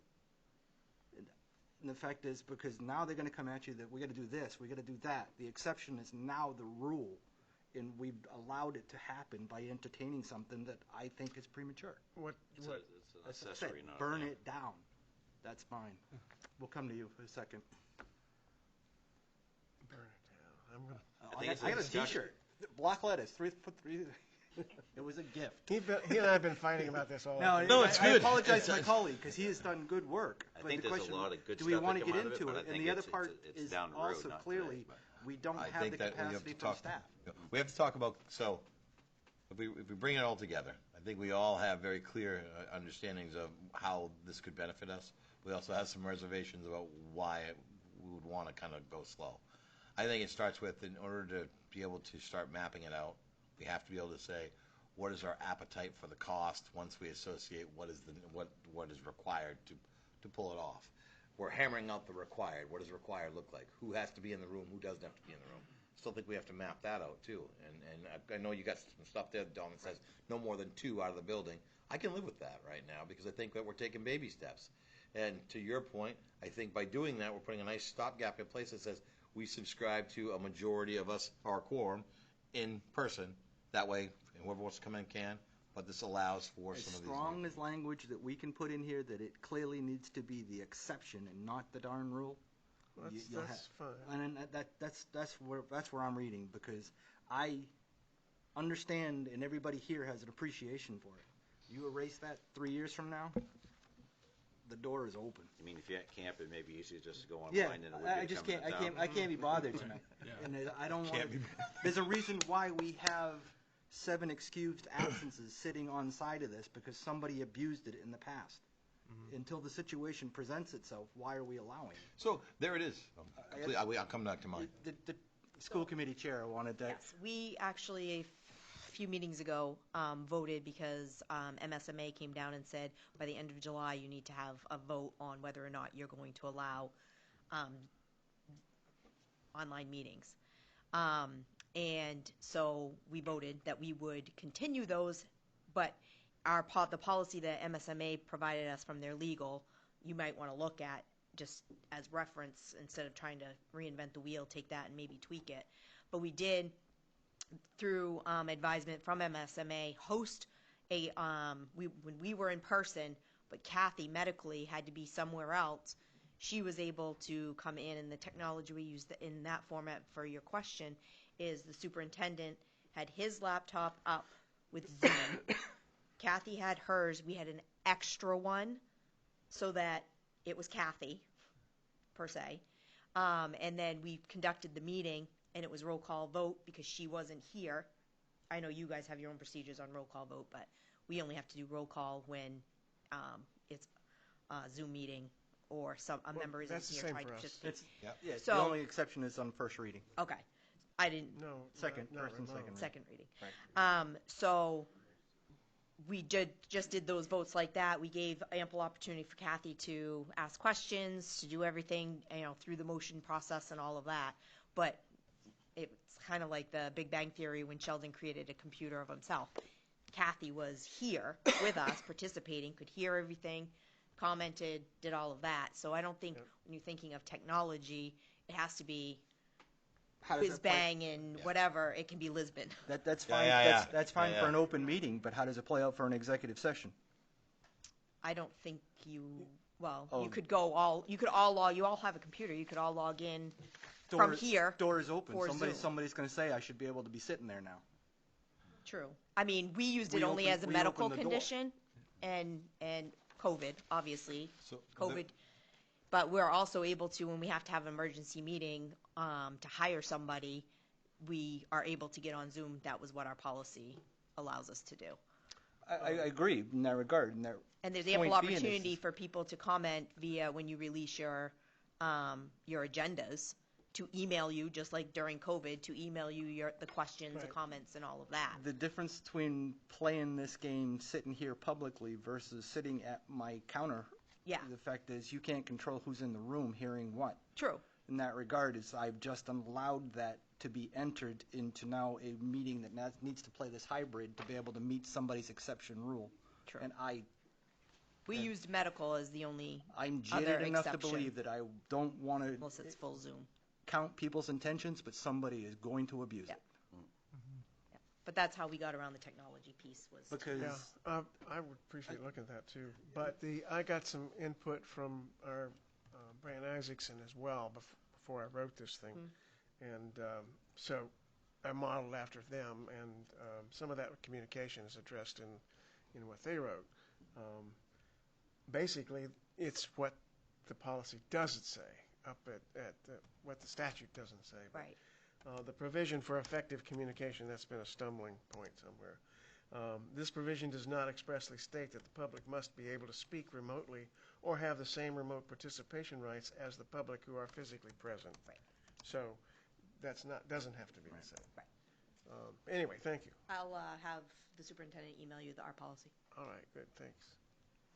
Yeah, the only suggestion I would make is I think there really should be a quorum physically present here so that the public has a right to come in and see the meetings in person. Absolutely, yeah. And I don't see that in here because it says that the members who are remotely count as for purposes of quorum, and I'd strike that because I think that there should have to be at least 4 of the 7 members That's here. the state. That's the state. Yeah. I think if Right. the, I mean, I would just, then add a provision that, Can we do that? there needs to be a, there has Guess to we be can further quorum, restrict, at least 4 members present for a meeting. we can make it. I It's don't our want to see policy. a meeting with one person here and, Yeah, no. 4 people by video is not fair to the Mr. public. Chair, may Yeah, by all means. the, again, I applaud the effort, but in the sense where I'm kind of with Alan is, the sense I think there's a lot more unknown than there is known. And if I'm a general public that actually wants to come in and address the council or the school board, I would rather walk into a room and actually have a quorum that actually could actually see and talk and listen to and feel a situation. If Tracy gets up, I can understand her a lot better than if she's actually emailing Alan with a can feel the text emotion. message. You know what I mean? So, I think you actually would have to have a quorum in a room, and at the point of 3 hours before the meeting, how many people are emailing in saying, "Hey, look, I'm not going to make it. I'll do it online." And if it's only 2, how do you restrict that? Do you say, Tracy, you can do two times a year, then after that you're all done? To me, there's just a lot more guidelines you have to put in place before you actually make a policy. I think there's change, and so we're right in the middle of it, and so it's gonna feel like we were talking about change earlier tonight, actually, and it's gonna feel funny because it doesn't line up with what we're used to or what we know. I'm not saying we need to run towards it with reckless abandon, but I certainly am not willing to close anything out. To your point, Mark, I know you had said, and to yours as well, Fern. If I'm a citizen and I want to walk into one of these sessions, you said I'm more comfortable doing that. It's a preference, it's a choice. And if we look at the population that we serve, that population, especially the population that's of a younger generation, they are more inclined and comfortable with these types of equipment and the devices more so than ever before. So I'm not saying we have to make that shift tomorrow and snap our fingers and do it, but I think we need to be mindful of it in the way we do business, and as long as we can have a quorum, make sure that we're honoring the right things at the right time, and not leaving gaps for, to your point, you missed 2, last minute Charlie and say, I'm gonna go remote tonight. What do we put for fences around that? The same way we have if you miss 3 in succession and you're done. How do you map that out, and what are the expectations of you can't have 3 in a row or remotes? You know what I mean? There's got to be some sort of fence around that says you have to have seat. You have to have some time in the seat in the chamber here, and it has to be consistent. So we have a lot to map out, and I don't necessarily to Alan's point, whoever we hand this off to, as long as we give them a good foundation, and Dawn, you're carving out a nice little starting point for us, I think that's what we need to look at, and not so much get so granular in this moment. No, by all means, I would offer the counter view in that regard and I'm going to paraphrase a recent social media interaction. Rant on social media is not government. Show up and sit in a seat. That's government. And the fact is, we're not people that actually hide. Call your counselor. Actually send me an email associated with that. We respond. The fact is, ranting on social media to be able to suit the minority doesn't impress me. Well, there's something else to consider too, and one of my goals was to establish remote meetings way back 2.5 years ago, or 2 years ago. Pre-COVID. And the reason, pre-COVID, and I was told that not going to ever happen because the legislature will never do it.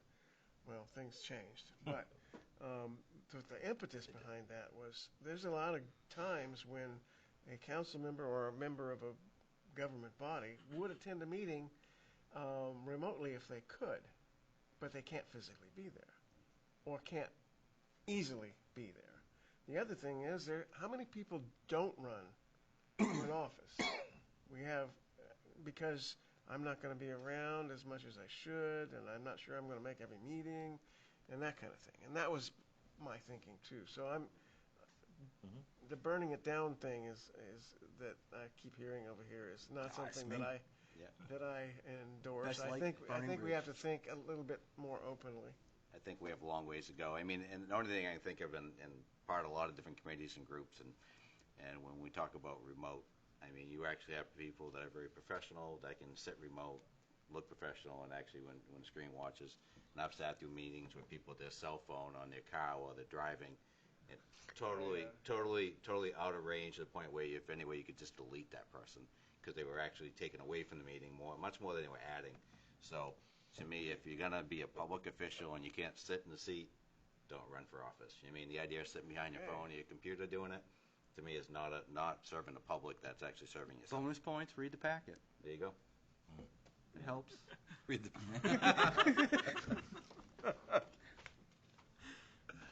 Sorry. 6 years is a long time, people. Yeah.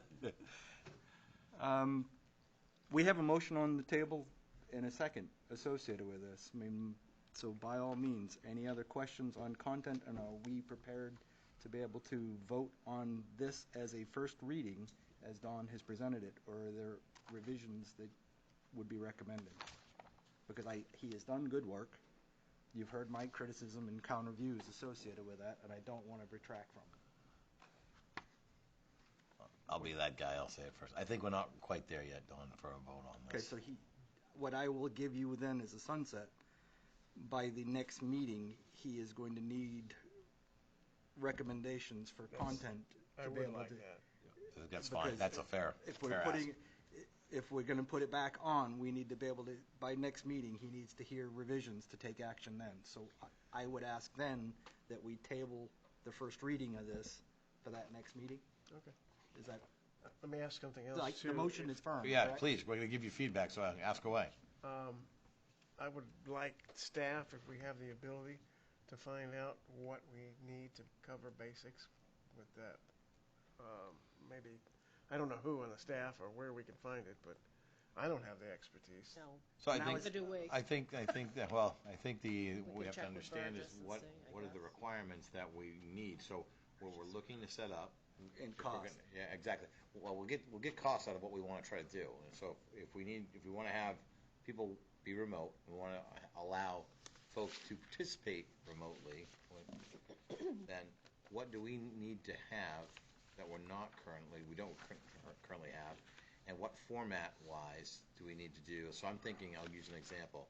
When we solicited for public input, and we'd say email Councilor Ward, there's an opportunity there I felt that we were missing because there are 9 million instant messaging services available, business services that we could send, not something with a bunch of emojis, God only knows. But something with a legitimate business use that would provide not only the ability for people to type in real time, but quite possibly could even video in if they wanted to and ask a question as if they were standing at the lectern.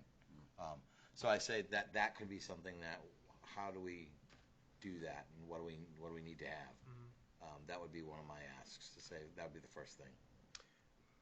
Yeah, some kind of a telepresence type system where you Well, could do. it's not necessarily, it's close to having them in a chair here, getting the ask of, now is the time for, public input, and you want to speak.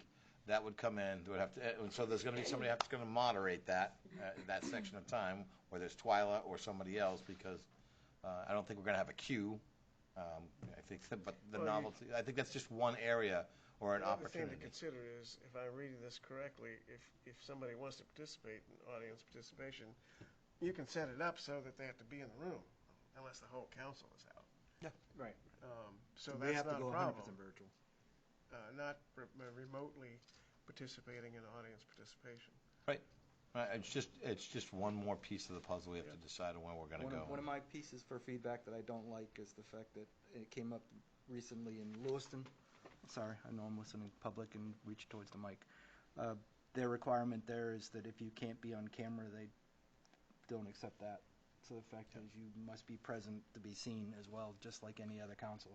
That's the rule. They have to be, if the council is seen, you have to be seen. If its council is heard, you have to be heard. Right.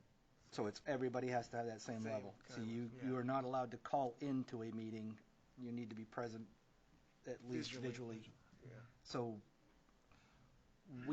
I remember specific, all the budget hearings, people came and went as they had to be, turning their cameras on and off. That is not an acceptable action if we were to allow this. Right. You were on camera. Yeah, you're in the meeting. And we could pull to the heard, to being heard, we could pull the idea, I know I introduced the whole idea of video as well as, but IM is just a straight format to be able to send direct information at that time.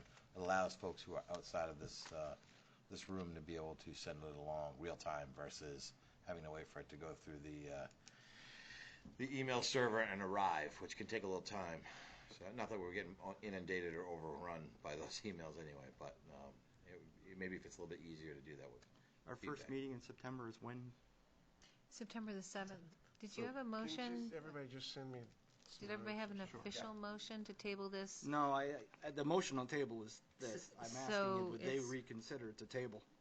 Oh, okay, because the motion's to adopt the remote participation as presented, and then you want to move that motion to the next meeting, so you need to table it, which means it needs a first and second to table to the next meeting, that My motion. motion is to table.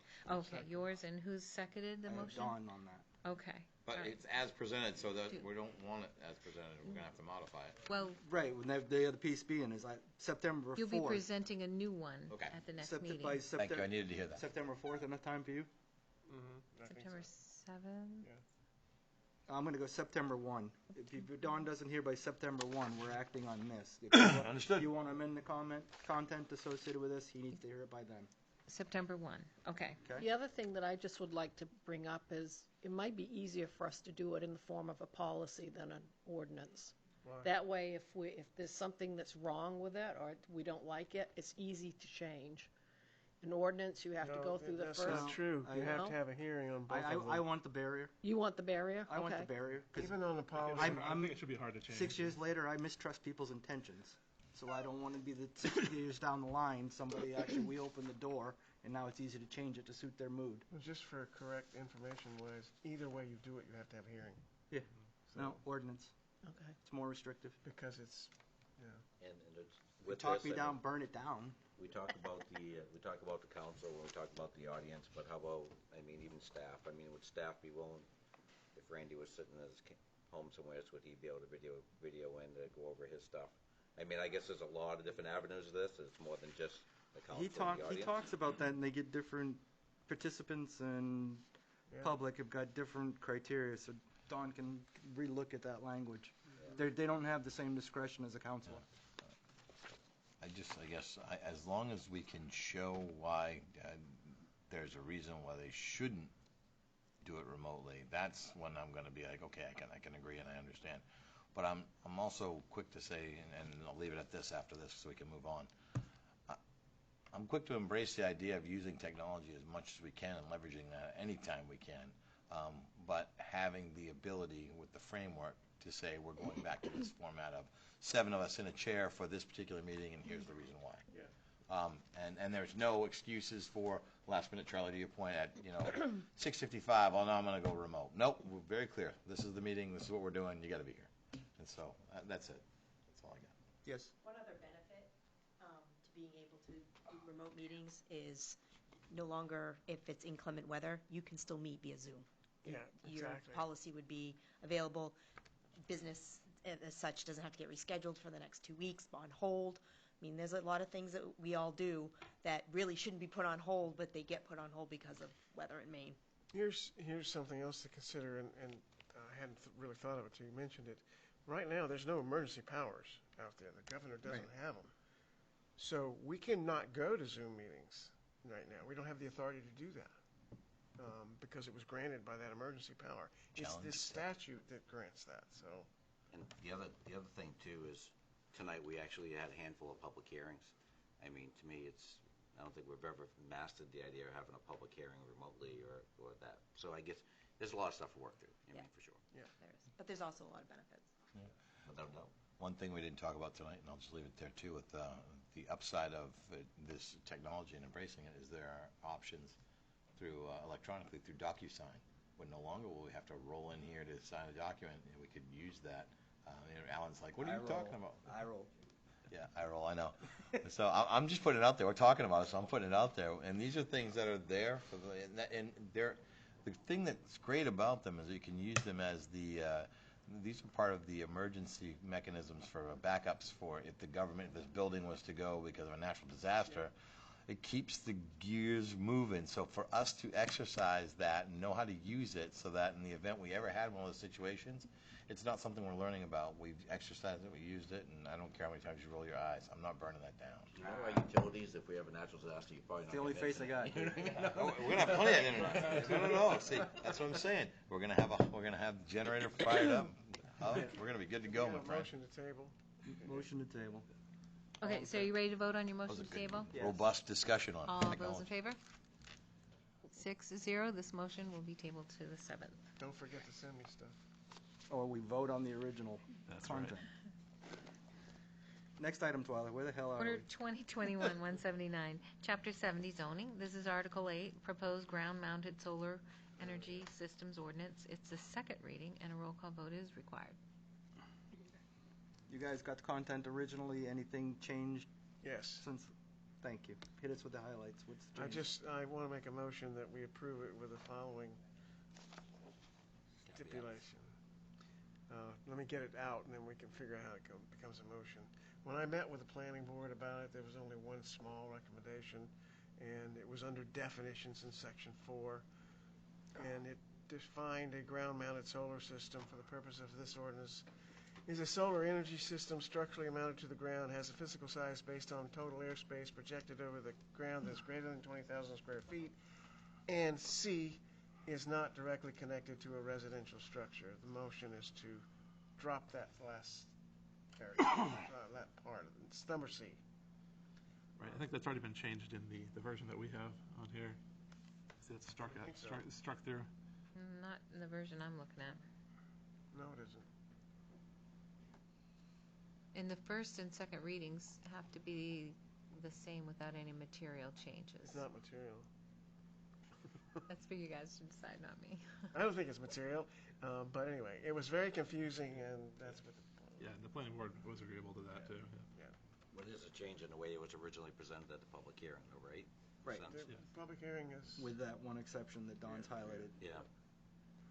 So No we one have to. understood why that provision was even there. Well, They your- had copy and pasted Your it. recommendation would be to take care of that at the third reading? If you think it's a material change. If you think it's a material change tonight, The you rec- would just go ahead and schedule another reading or do a first reading on this Oh, a with your hearing again? change. Right, we'll do a hearing. You can do again. your first reading as changed, right, tonight. Because you could drop it and say, this is my first reading, let's pass it. And at the very But the number next resets meeting, the- Right. you could now do your second reading and pass it, That's only if it's material, if right? you think it's material. If it's subject enough to change, I mean, it has to be material enough to be quantified. I don't know. I mean, that's just where do we stop at when we have something that goes to a public hearing, and then when we come to the last reading, we change some of the wording.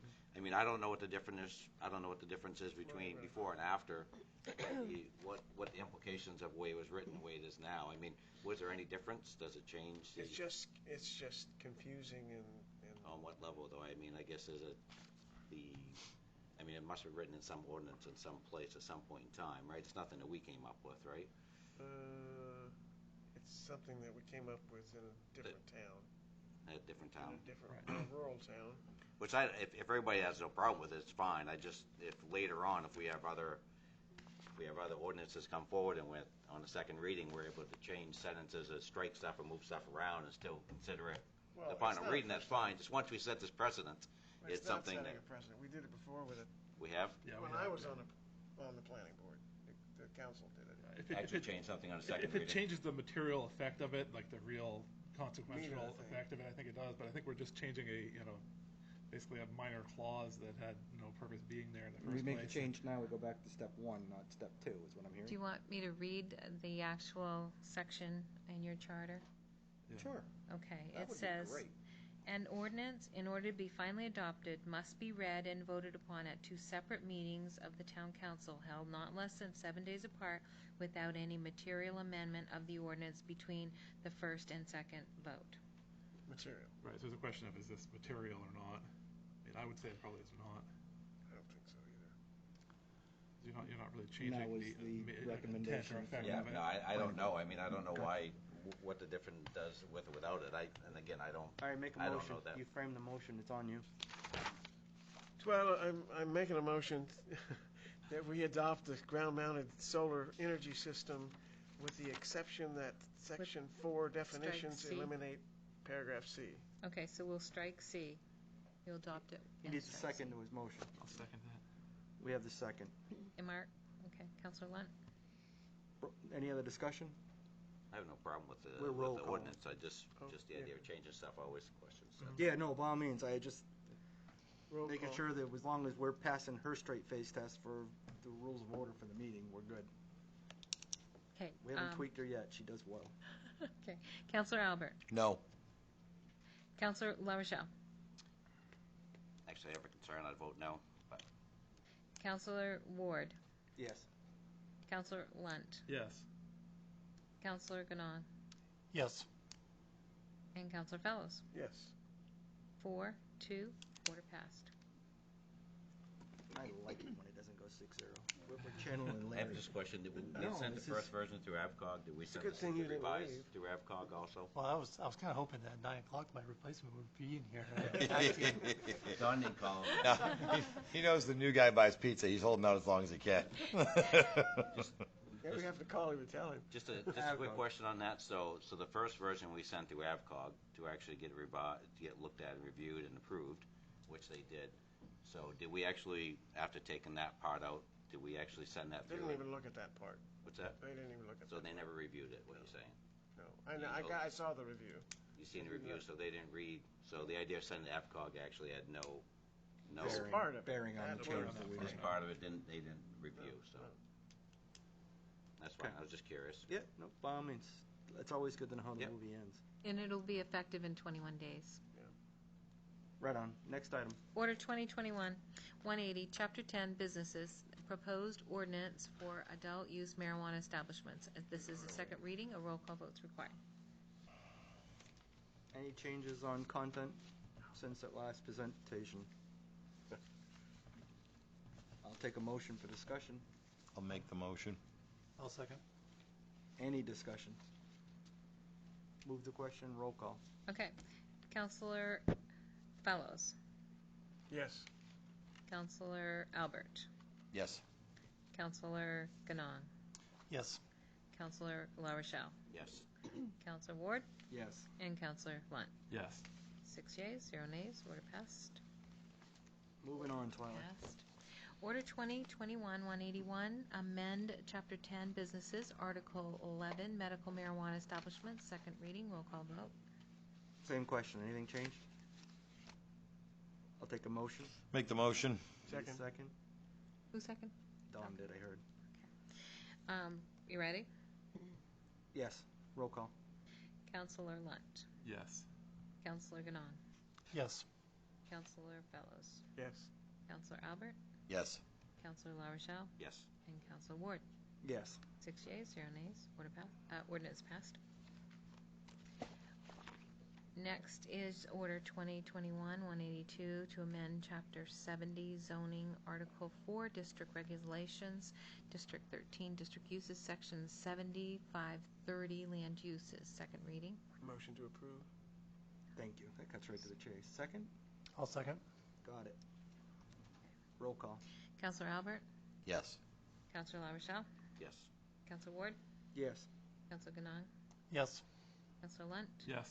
And Counselor Fellows? Yes. 6-0. This is worse than ordinance going to passed. school, but. Don't give her the pleasure. No, it's near that bad. Next item. Next is ordinance 2021-183 to amend Chapter 70 zoning, Article 4, District Regulations, District 13, District Uses, Section 7531, Table of Land Uses, second reading. Motion to approve. Second, please. I'll second. Roll call. Counselor Fellows. Yes. Counselor Ganong. Yes. Counselor Lunt. Yes. Counselor Ward. Yes. Counselor LaRochelle. Yes. And Counselor Albert. Yes.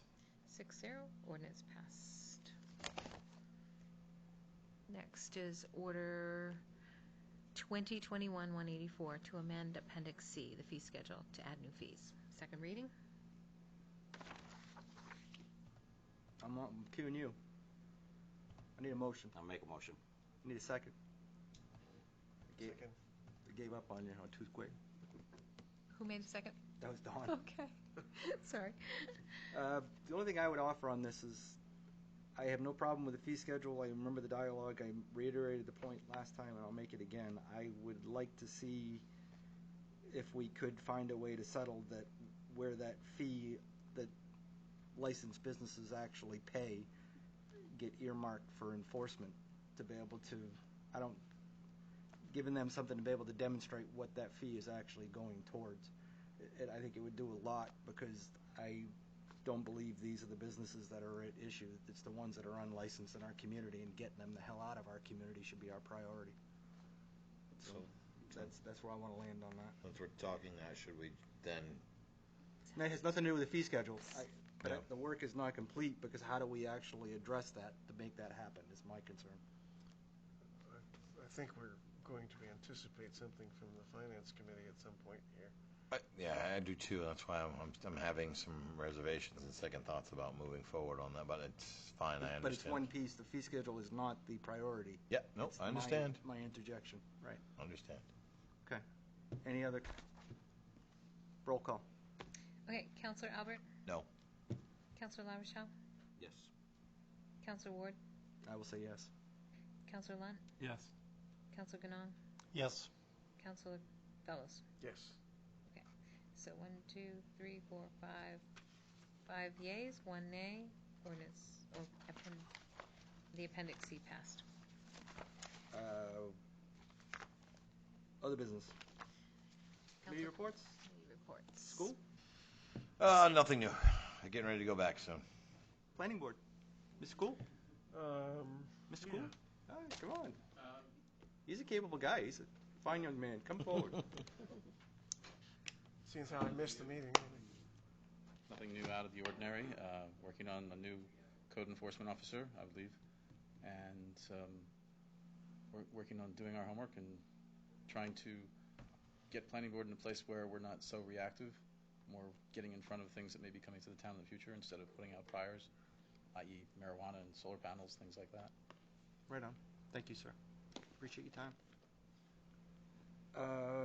LDC. It's actually listens in, but I'll let Don. No? Yeah. Oh, you're looking at me. I was going to say it's usually Fern, but it's cool. Hey. Look at you now. Oh, hot Sorry. potato, I know. I got nothing because I did not attend, so I apologize. Actually, LDC didn't meet this Yep. month. Wow. You're on top of it. Yes. I didn't attend. I didn't know it was me. I thought it was still you. Out from underneath you, my friend. So how's that feel? I was going to say, I didn't know that was my council assignment. That's new. I thought I was the backup on that one.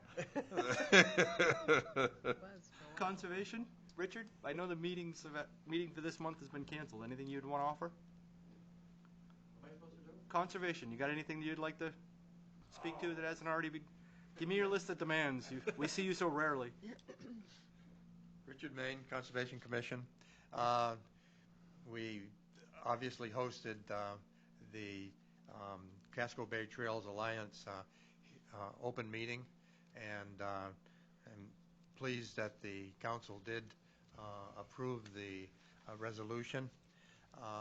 We're hoping to see the wood harvesting this fall, if that's possible, and also we're looking forward in the spring to do some sort of cleanup on the paper mill trail and see if that can be done as well. Thank you, sir. County is gearing up The budget is being worked through the commissioners, through their schedule. I would offer that the Budget Advisory Committee has interjected at least once and then possibly twice for use of the ARP funds being acceptable usage and actually being in compliance with their charter, because it has a provision that it needs to be vetted through the Budget Committee. And our first meeting, I believe, is September 7th. I believe the Commissioner's public hearing is the 30th as well. So Mark and I will have more of that as September rolls up. Library? The summer reading program is going well. The kids have been reading a lot, getting all those feathers on that big turkey. If you've been there and see it, that's actually a peacock. But I think that's all I really have to report. Water. Chuck Harrison is the new general manager selectee for the water department. He just actually has already gone to work. And Bill Alexander will be staying as currently planned till the end of December in the training mode for him. Thank you. Finance. So Finance Committee met and talked about the challenges that we're faced with at the transfer station and potential opportunities for us to move forward in different directions. They're doing the research right now, and we're going to meet again at the end of this month. Thank you. Yep. Town manager. So I don't know if anybody's been downtown to notice that the EV charging stations, the work has started on it. All we're waiting for right now is CMP. I think that's the stage we're in, but you can go down there and you can see they look like bollards that are in there. So we're just waiting for the other part of it. That's all I have. You have to be standing there for something, my friend. What are you at? Diane asked me to come tonight to give a brief update on the Graziano Square. I didn't know if you wanted me to do that now. Nope. It's getting late. No. I'm offering. I've kept you here, so let's do it. Okay. Just real quick, in the next 2 weeks, we're going to see a lot of changes. We have trees being planted. We have the electricity is in place. We're just waiting for that to be finished when the gazebo is built and put in. So we have electricity going over to that. The park benches will be going in the next 2 weeks, and landscaping in front of the new sign will be started and created.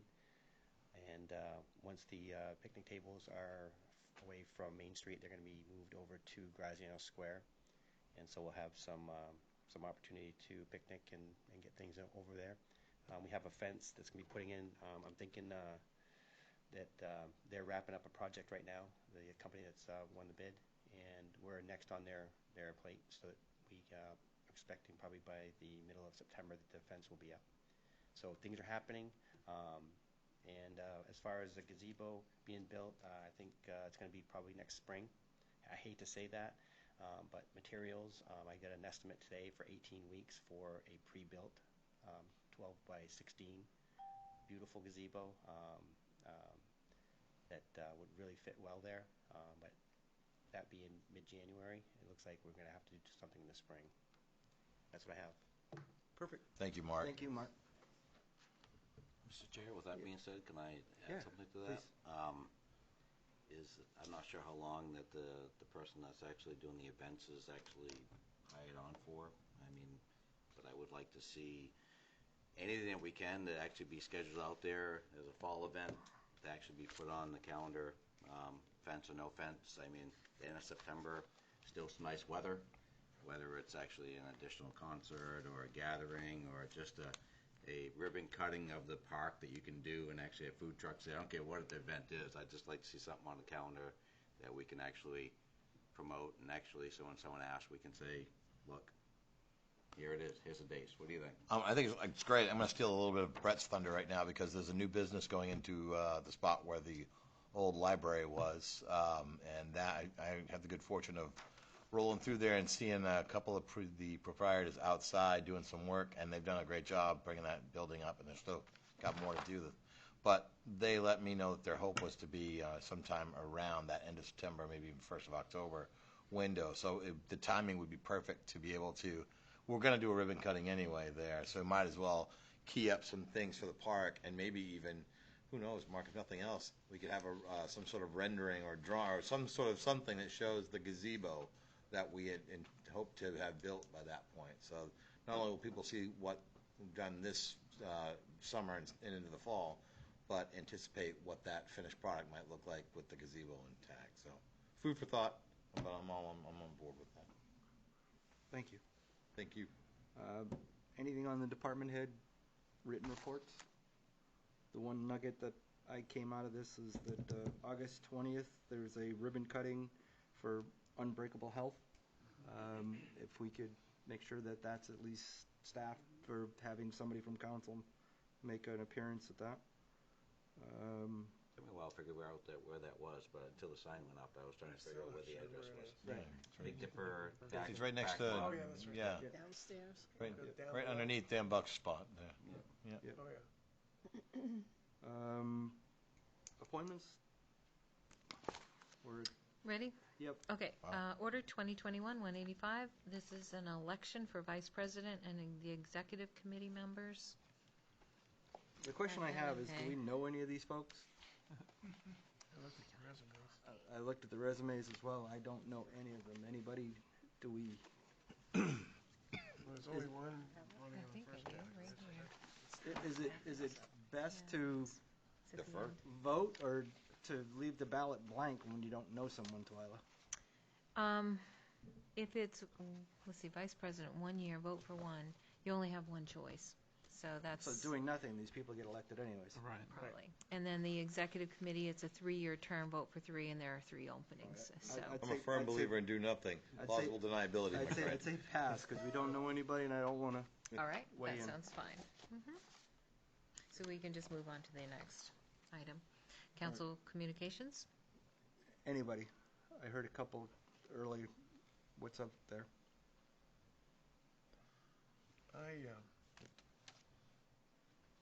had a whole bunch of things I wanted to say about one topic, but I think I'm going to reserve comments for later.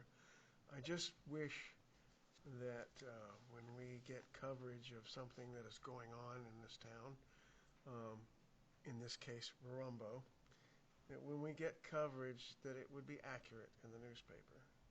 And I know that the information is not accurate in the Times Record that came out last night, nor was it accurate in the Lewiston paper or in Turner Broadcasting, or Turner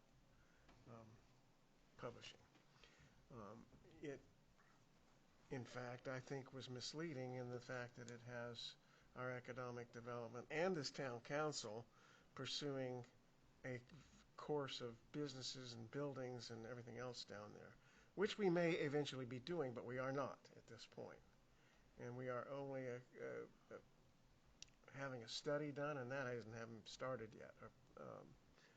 What is the best course for that place? And I don't think this council has the mind to do anything until we get a study. So I just wish that however that news got to the papers or whatever sources they quoted, if they had gotten it accurately, it would be helpful to the public so that the public understands what the reality is. Just my 2 cents. Anybody else? Councilor Communications. I mean, to add to what Don said, I personally would like to see some non-binding referendum on the November ballot for the public to weigh in whether they want it to be a park or a development there. I mean, I'd like to hear from the whole public and give people a chance so that I think if we just ram something through, there's going to be a lot of bitterness to come for years after that. So I really would advise us to put something while we have a chance to put something on the November ballot. And it could be a non-binding referendum that just says, do you prefer a park or do you prefer a development? That's my take. This is not a communication. Let's just put this thing to bed right now. It's real simple. If the current renderings that came before any one of this council, and they said vote on one of these 3, and these are the only 3 you're going to vote on, is there a majority vote, straw poll? How many of us are going to vote for any one of those? I know, I'll say it right now for the record, I will not vote for any one of them. I don't agree or approve of any one of them.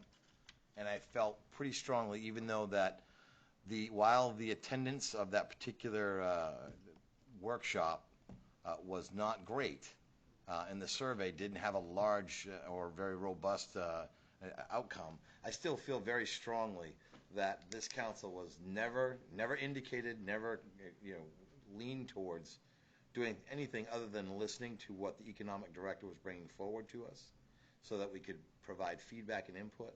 And then that same feedback and input was offered to the residents of this community through in person and through a survey. So that's all that happened there. I think this is a much ado about nothing. And I don't think anybody's looking to move forward on that particular site with any sort of speed, to your point, Mark. Nobody's ramming anything through. Now, I say that now, I'm gone in November, and I know Alan is, and I know Cassie is too. So there'll be 4 new people, Mr. Ganong's gone as well. So there'll be 4 new people up here who may have a new appetite for that. But I can tell you right now, and I will look right at the guy, I tell you right now, I do not believe anybody's running anything through with any sort of reckless abandonment.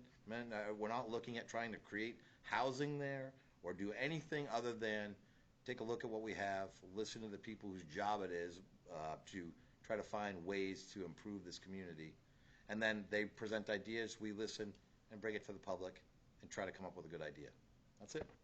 Plain and simple. So I agree with you. The papers and such, I'm not going to beat up on the locals. They got to sell papers, or get clicks on they got to sell papers and get clicks on websites. Does that mean it's going to get presented in a way that sometimes doesn't make us look favorable? Sure, I'm okay with that. I can live with it. I got thick skin. I'm done with, but I don't get too worked up about the fact that that's going to come out. People are going to jump on, to Alan's point, social media, and rail away on us for the 15 minutes while they're shoving the sandwich in their mouth or whatever they're doing, because it's a lot easier to do that than it is to show up in this chair and talk it through, or show up one of the workshops and do the work. And I welcome your emails and calls, please. What's your home number? No. They can find me on the website. Right there on the town's website. Please call. I think I'm sorry I brought it up. Anyway. Well, wait. It's your moment. I got one more thing. I'm going to say it. Alan said it earlier. 6 years is a long time in the seat. That's all I'm saying. No, by all means. By all means. And again, I mean, there's a lot of discussion out there on this, and there's a lot of topic. And I think one of the things that you're actually seeing a reaction to is this council doing exactly what they asked people to do for years, is if you have a concern, you come forward and you address it face to face.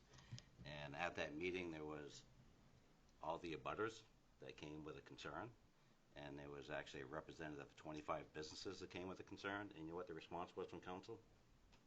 0. Matter of fact, there was no response. And Tracy can back me up if she wants, but I mean, the council basically went flat. Okay?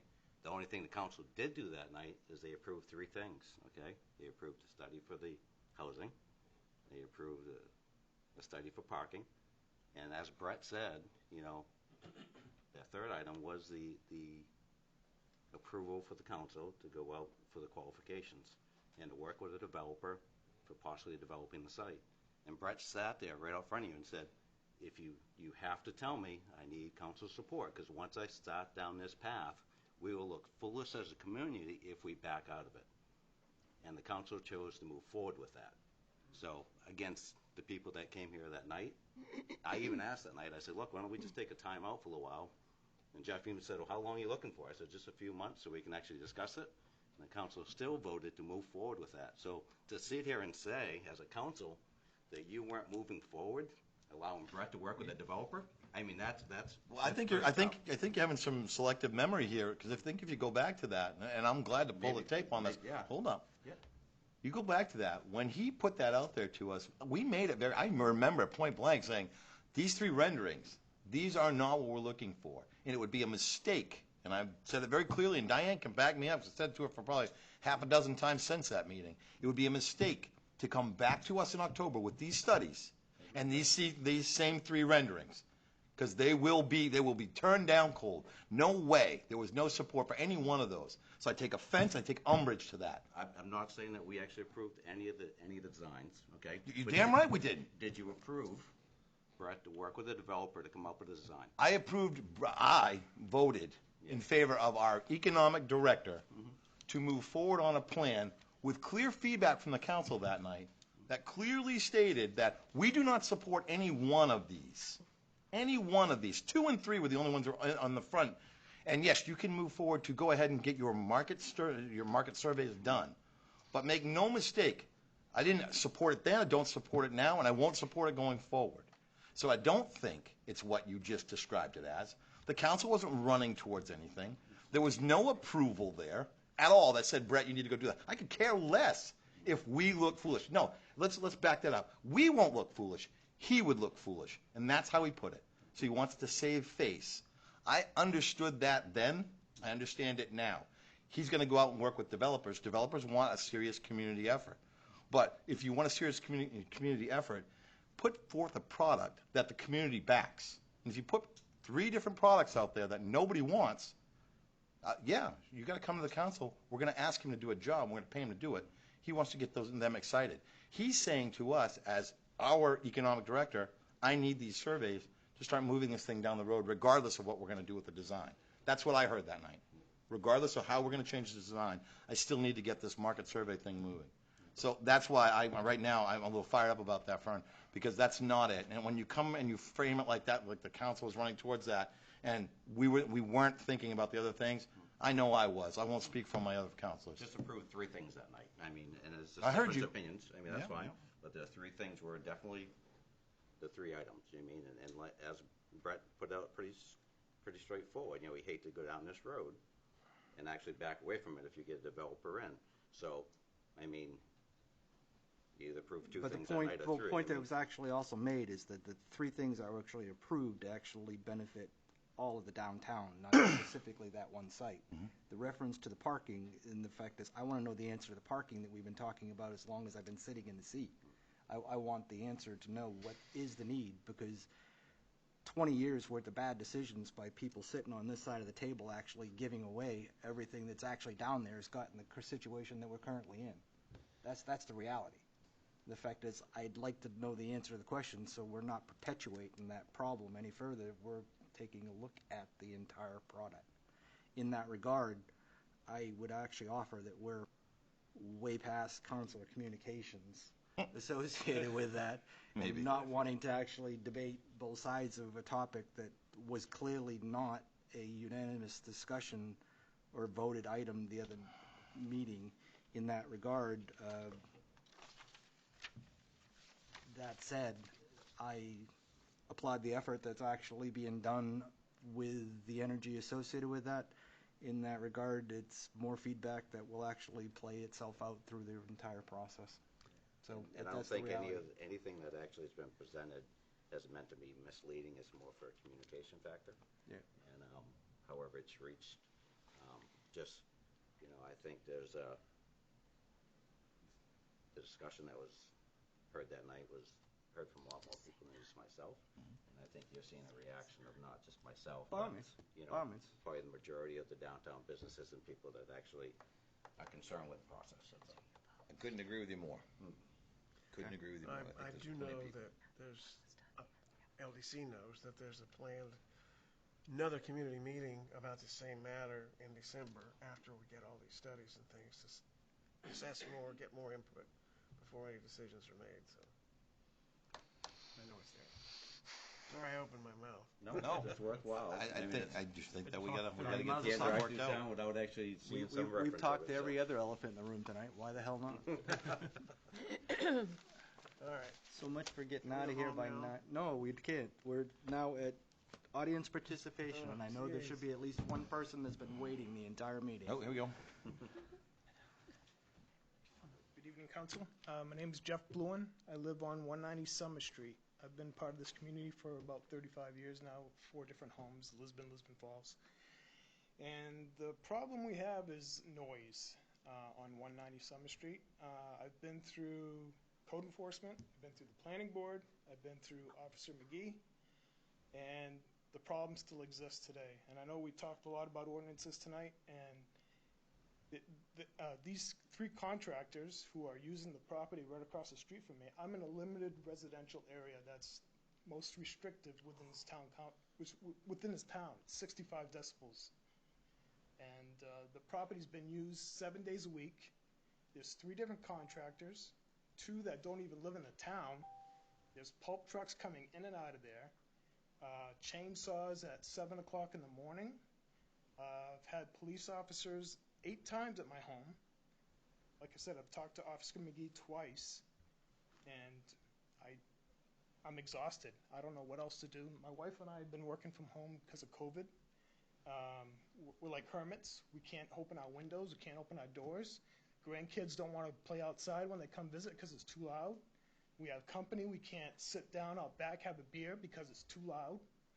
So I don't know where to go. That said, I spoke with Mr. Bluen on the phone, and he made me aware that he would actually be here tonight, trying to work through the process. He's hit all the check boxes. He has talked to code enforcement. I've seen the report that I know you got a copy of from our code enforcement officer. I've seen the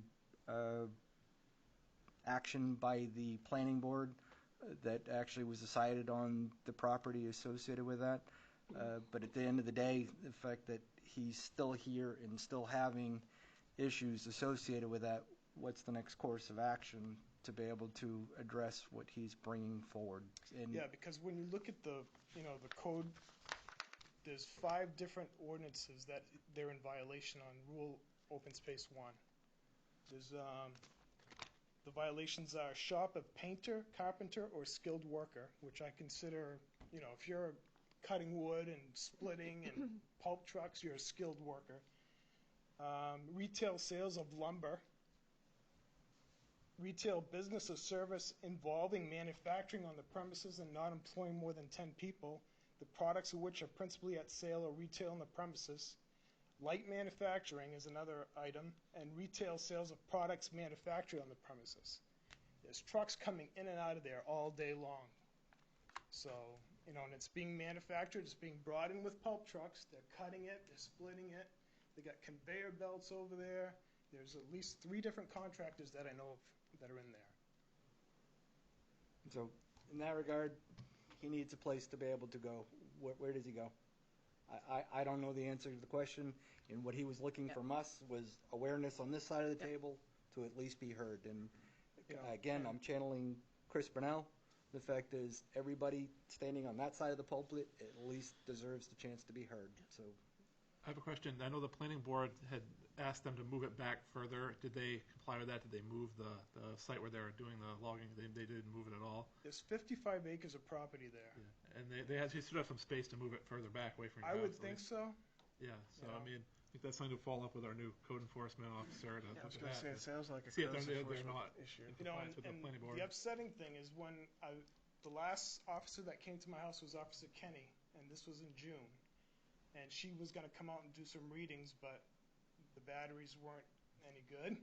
So, and, the chief called me and apologized for that. He did. And because he knows I've been really frustrated with this, because they've come out at least 3 times with the meter, and one time they didn't know how to operate it, the second time he forgot it, and the third time the batteries weren't any good. And there was a couple other times where they came out with it, but they shut the chainsaws off when they see the police officers come into my yard. So, and I don't want to be this neighbor that's the bad guy saying, hey, and I know everybody has to work, but we have to live there. We have to live there, and, it's extremely loud. what I'm clearly hearing in this regard is there's somebody standing before us telling us that he actually has 3 complaints that says that they haven't addressed what was actually the recommendation by the planning board. So if he can follow back up with our code enforcement officer and begin that process again, I would appreciate it getting its concern. Yep. So am I correct, there's going to be a new code enforcement Yes. officer? Yes. Okay.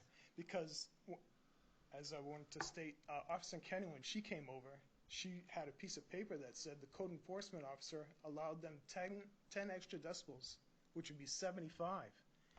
And literally, they're 75 feet across the street from my house. At 7 o'clock in the morning on a Saturday, when you have a pulp truck coming in with their Jake brakes and the big crane coming down and unloading the wood, and we're trying to sleep.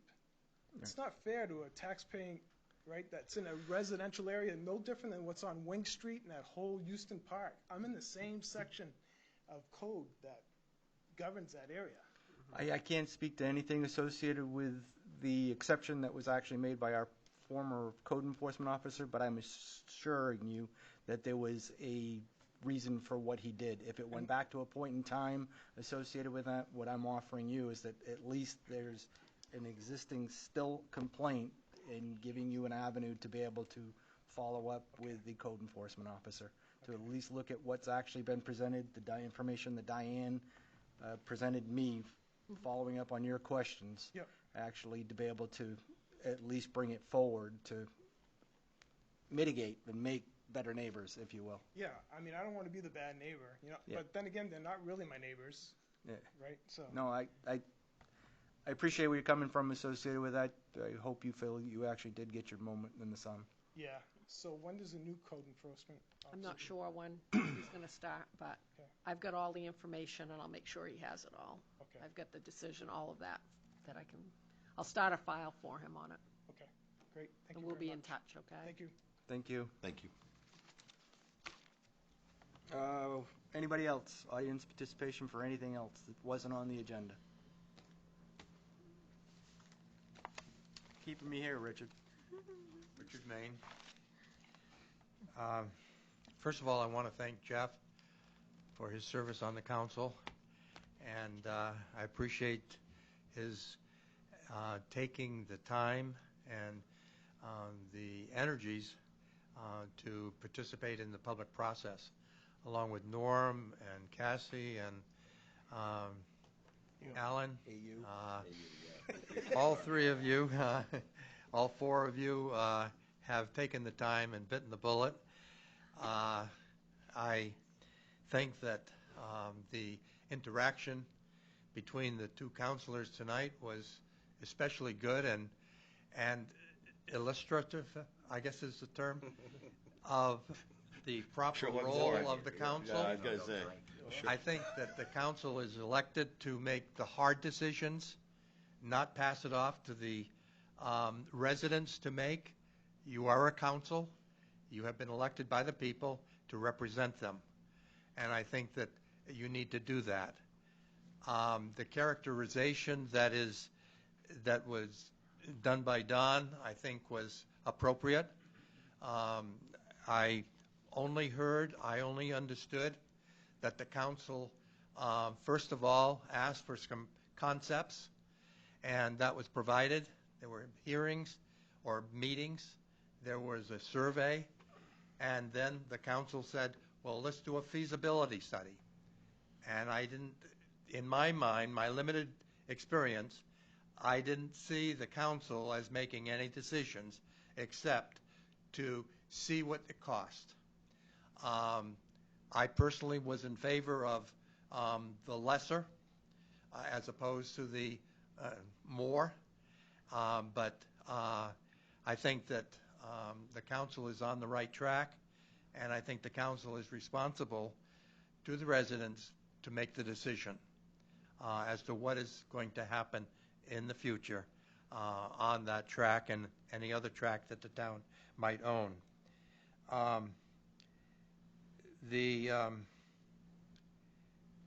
I hope that the council recognizes a new councilor. I didn't know anything about it. It was off the agenda, I think, and it was just in passing almost that there was a resignation and a new person chosen for the council. I think that was unfortunate that the new councilor could not be here tonight. I think it would have been appropriate for him to be, or him or her, to be here for that time. And my last one is, several years ago, I approached administration in regards to the town buildings having solar. And I know that there's electrical contracts. I know that there's contracts with other people in regards to the buildings and that kind of thing. But I think it would be appropriate after 4 or 5 years at least for the council to take another look at possibly having solar energy provides at least some of the buildings with solar usage. There are new possibilities, and I think that the council would be would appropriately do some more research or have more research done and make some decisions regarding that. Thank you. Have a good evening. Good night. Thank you, Richard. What I would offer, a lot of moving parts to the appointment of Mr. Garrison that weren't actually known to not detract from him, but knowing that we had him to be able to rely on to get us through the November ballot to make that recognition. The solar, we've made a contract to buy into at least the community solar farm, like a lot of surrounding communities associated with that, but as things are evolving, we are taking them under advisement. So I thank you for your time, sir. Okay. Anybody else? Seeing none. Moving right along. Twyla, where are we at? Okay, so your executive session stuff is over, and it's order 2021-186 to adjourn. Who wants that? That's you, Mark. I'll make that motion. Let him finish us. I'll second. As long as you don't note that we're an hour and 7 minutes late. He's the one that used to vote no. Oh, yeah, that's right. Vote? Yes, all in favor? 6-0? No, he actually went 5-1. I'm going to vote no. 5-1, he wanted to stay. All right. We're demented people, And we have to adjourned. amuse ourselves. Too bad you gotta go to second shift. You get to sleep down in the morning. I don't know. Sign the documents over there. I was actually thinking about that. I don't know if my kids are going to let me sleep. Well, go hide in one of those things. Huh? One of those No, walks that's or something. back in dispatch. I took care of that. But the one signature I needed, and I brought it back over.